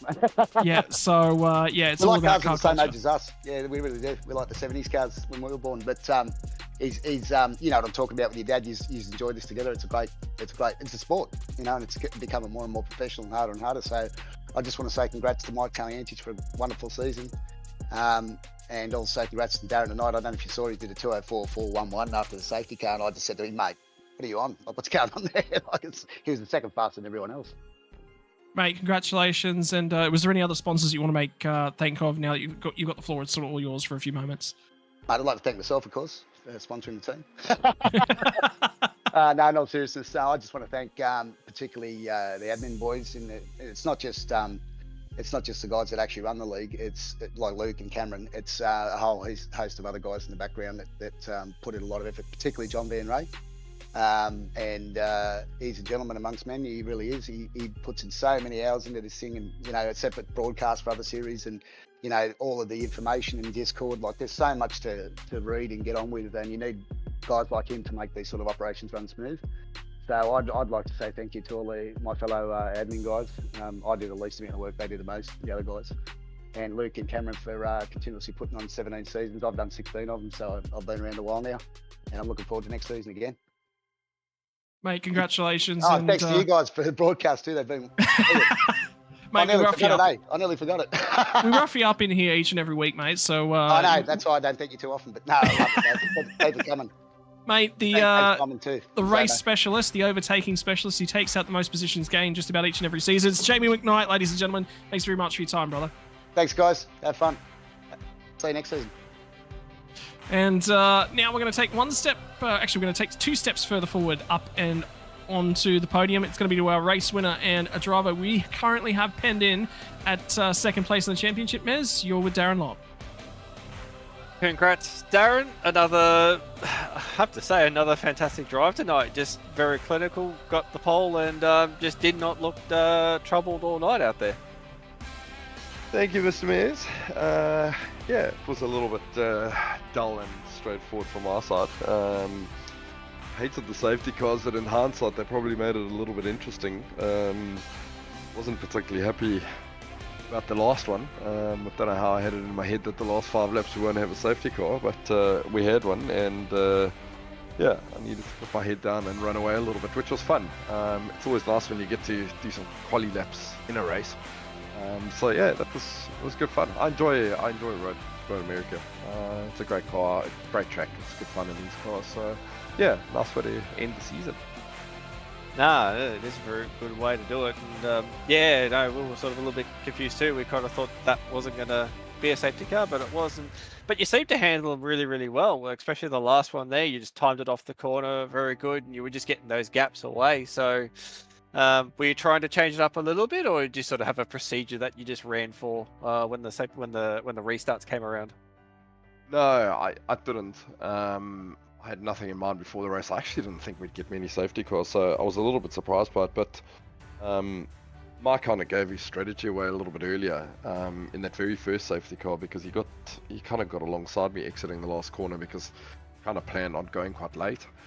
It's difficult to go early here because those two last corners, someone can just get a little bit later on the brakes and you try to run up that space a bit. So I went late. He came up next to me, which is great, because if you then kind of just get a little bit of a jump, he still gets in the toe. So it was quite easy then to just do the very opposite thing. Second restart, well, I can't remember how many there were, but a restart or two later, and then I knew by that stage, once we got to the last one, it was like, shit, is it early, is it late, is it in the middle somewhere? And I literally just kept my eyes on him in the mirror, and the minute I noticed a bit of a speed differential, I could put my foot down and go. So yeah, and then it's just head down. The draft at this place is massive in these cars, so it's kind of just head down, try not to make mistakes. But I'd realised the whole race I was quicker than him in kind of the last two sectors. Not so sure why, kind of the carousel and that next fast right-hander. So I kind of knew if I'd got to there at the end of the penultimate lap that it was probably all in the bag. So yeah, good fun. Well, that's it. You definitely seem to have just that bit more pace than everyone else. Even in that second stint after the safety car and everything else, you seem to just be holding the car back a little bit. But then once you got into your stride, you just sort of continually just gapped away from the field. And was it just, do you just have a thing with this track that you seem to be able to extract the pace out of it? Or is if you found something around here that seems to work for you? Oh, I think it's just that I enjoy the place. I've probably done too many laps around here in a supercar, and I think it always comes down to that age-old adage about kind of lots of practice always gives you a good run for the race, or probably not with the adage. Something about practice makes perfect. And I managed to really early in this week. I managed to get into 2 vet sessions, and I ran a couple laps, probably for the first time in quite a while. Practice for a vets race, so that kind of helps. I had a few days away on business where I haven't run laps, I think, since Tuesday. But I think it's just that you just if you drive these cars on a fairly regular basis, you kind of tend to drive them a lot better than what it is if you're just jumping in once a week. I think it's just a little bit of that, a little bit more familiar with the track. With the car, a little bit of practice, and a track that I really, really enjoy. I wasn't entirely convinced that I was going to go well that week. I've kind of struggled with Jamie's sets where he's gone with a low-mid roll centre. I really enjoyed the low roll centres, and I saw this week was a low-mid, and I thought, it might be a bit of a struggle. But yeah, I think those 2 practice sessions early in the week kind of just helped me adapt the driving style a little bit, and yeah, off she went well. Well, that wraps up P2 in the championship as well. So he had a very, very good season. 3 wins, I believe, as well this season too. So definitely had a strong one. And you obviously we'll be looking to come back and try and go one better next year. Yeah, I hopefully. I think I had a terrible Silverstone round and just a horrid pit entry penalty at Jerez, which just probably killed the championship.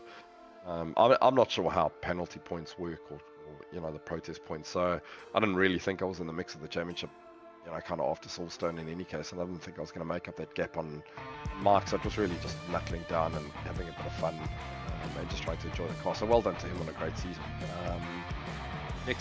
Next season's going to be a challenge. I'm actually away for the first round of the championship in any case, and the way I kind of go, I always need that drop round later on in the round.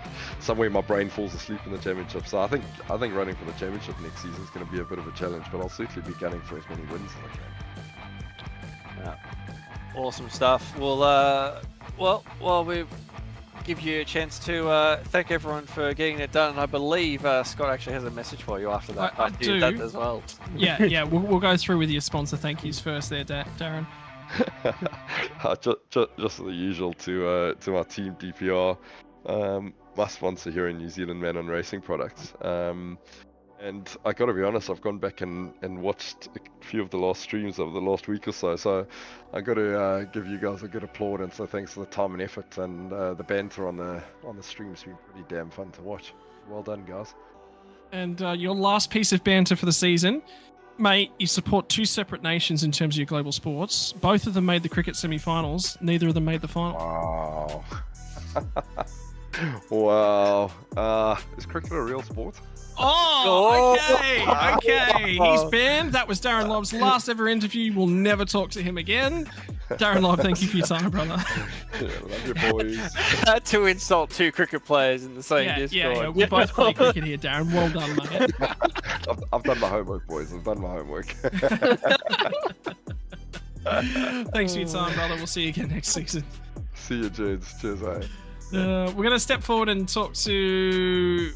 Dave Kirby's popped along for a chat. I do want to get to him, but I also want to make sure that we talk to Taliancic first. We might chat to the one guy in this room who is guaranteed to of his final result, and that is Michael Taliancic. Congratulations, mate. It has been a consistent season from go to woe.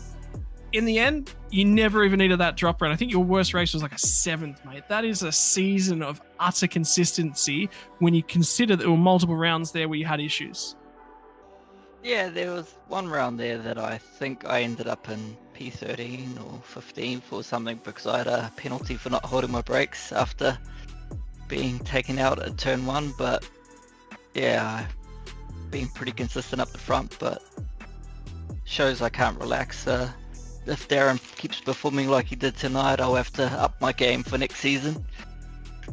Mate, in terms of things, nice and easy tonight. You rolled into that race knowing that all I'm going to do is finish the race. That's the first marker. So was it get to lap 36, which we had down as a 75% margin? Was all of that obviously plays through. We talked about your psychology the last few weeks, and that definitely played a part there tonight. Yeah, I definitely I probably practice a little bit more because of scops and everything. And I knew I wanted to be up the front because you get yourself in that mid-pack and it's so easy to have a DNF. So I was just trying to make sure I stayed up front and didn't want to race too hard or anything, risk anything. But that's sort of my motto anyway. That's the way I race every race. I just want to have a good consistent race, and if I'm going to have a hard battle, I want to do it in the last 5 laps, not early on or in the middle of the race when you don't really have a lot to gain by doing it early on. In terms of things, you now head into season number 18. Are you going to embrace the number 1 on the windshield? Or are you going to ditch the 2 in front of it and go with just a single digit next season? Haven't even really thought about it. I like my 21. I kind of miss racing my 777, but someone else has that well and truly secured in this series. But yeah, I'll have to see. I think I'll probably stick with the 21. What are you contributing to your attributing to your success lately? Because I know I got an opportunity to speak to you about where things look in terms of the Pro Series is for next year, and you said, look, I was chasing some consistency. My outright pace isn't necessarily there. There's been quite a few silly little mistakes, and then you come up here on a Thursday night and you are Mr. Consistent. You know, you've won this championship. What's 2024 hold? I'm not too sure. A lot of my focus for 2024 is the engineering side of things. I want to help some of the other guys in Altus perform at a world championship level, and that's something that I think I have a good strength for. And as far as my own racing goes, I'm hoping to get back on top of my own racing, and I'm really looking at the Logitech series, and I want to qualify for that and hopefully consistently perform in the top 20, which is something I didn't really do this year, and I know that's largely down to the fact that I haven't been practicing like I was, but things are starting to get better for me in life, and I'm having a bit more time and able to focus a lot better on what I want to do, so hopefully it'll be a good strong 2024 for me. Mate, all the best from us here. It's been a pleasure to watch you each week in and week out, see the cleanliness. You just look at home in this car and this setup in this season, mate. So congratulations, ladies and gentlemen. The season 2023, season 17, your V8 Veterans champion, Michael Taliancic. Tally, the floor is yours to thank everyone that's made this season possible. Yeah, I'd like to thank Altus Engineering, Race Tech, VRS, and Logitech. Big shout out to everyone at my team at Altus. Shout out to all the competitors that race this season. They've raced hard but fair. And a shout out to all race control and everyone behind the comms as well, putting on a great show. Mate, congratulations. It sounds like you're a fair bit exhausted. We'll let you run and enjoy things out the other side. Thank you very much, Tally. It's been a pleasure, and we'll see you again next season. Thanks. And finally, I think we've actually got one replay of the season and what is on display for us. As we cut to the final replay of the season, this is the moment between Bruce Tannock and Dave Kirby. There's a whack there. He gets down the inside. Was there enough space by Kirby left there?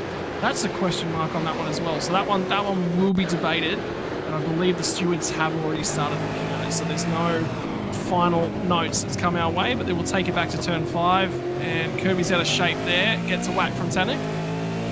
He's not down the inside, and quite rightly, Dave Kirby's just taking a little racing line. That was a better shot. There was no overlap when he got to turn 7. So Yeah, 100%. That's yeah, you're not really making that move stick unless you're at least halfway up the car in front of you. Yeah, I think that was just a very, very clumsy move from Tannock there. So unfortunate, because yeah, we were setting up a really good race for Kirby at the end there. Well, ladies and gentlemen, that is not the final race from 2023. There are 2 yet to come. And the first of those starts on December the 14th from Phillip Island. It'll be 250 kilometers. It'll be 57 laps. That'll start us off. And from there, we move into the final race of 2023 for the V8 Veterans. It'll be Canadian Tire Motorsport Park. Always love a good motorsport park race on December 21st. Then we will take, looks like we're only taking 1 week off, and we'll be back on January the 4th for Okayama. The full calendar for the season goes Charlotte, Watkins Glen, Zandvoort, the new Zandvoort, by the way, Sonoma, Nürburgring Grand Prix, Mid-Ohio, and Mugello, which has been confirmed that it is coming in the next build of the release. So we will be heading to Mugello in season number 18 of the V8 Veterans. To find out where all that happens, well, qualifying now underway. I believe the registration's actually already full, as it tends to be with V8 Veterans. But for season number season 18, it all kicks off on December the 14th. Without further ado, we want to say a big shout out and a big thank you to all the sponsors that make it part of the V8 Veterans community, and a big, big part of the V8 Veterans, from Logitech G for all of their sim racing hardware, as well as their mouse, keyboard, and headset offerings as well, the peripherals. I know that I use a Logitech keyboard and mouse myself. From Parramatta Isuzu Ute, if you're looking for a new truck, Parramatta Isuzu Ute. Player One Sim Gear can be your Logitech's distributor. Get in contact with them today to go sim racing. And Nova Sim Sports, because everyone needs Sim Sports buddy. Nova Sim Sports can be the way to get into racing. That is it from season number 17. Taliancic wins the title, and we will see you in 3 weeks' time when we go racing at Phillip Island to start off season 18. Bye for now, not forever. We'll see you then. Racing isn't easy, but experiencing it is. iRacing puts you in the driver's seat with the industry's leading sim racing game. Drive on laser scan replicas of the greatest racing circuits from around the world. Go head to head against other drivers chosen by skill-based matchmaking to ensure competitive racing at every level. Compete across all your favorite series. In officially licensed cars, engineered to deliver the most accurate driving experience possible.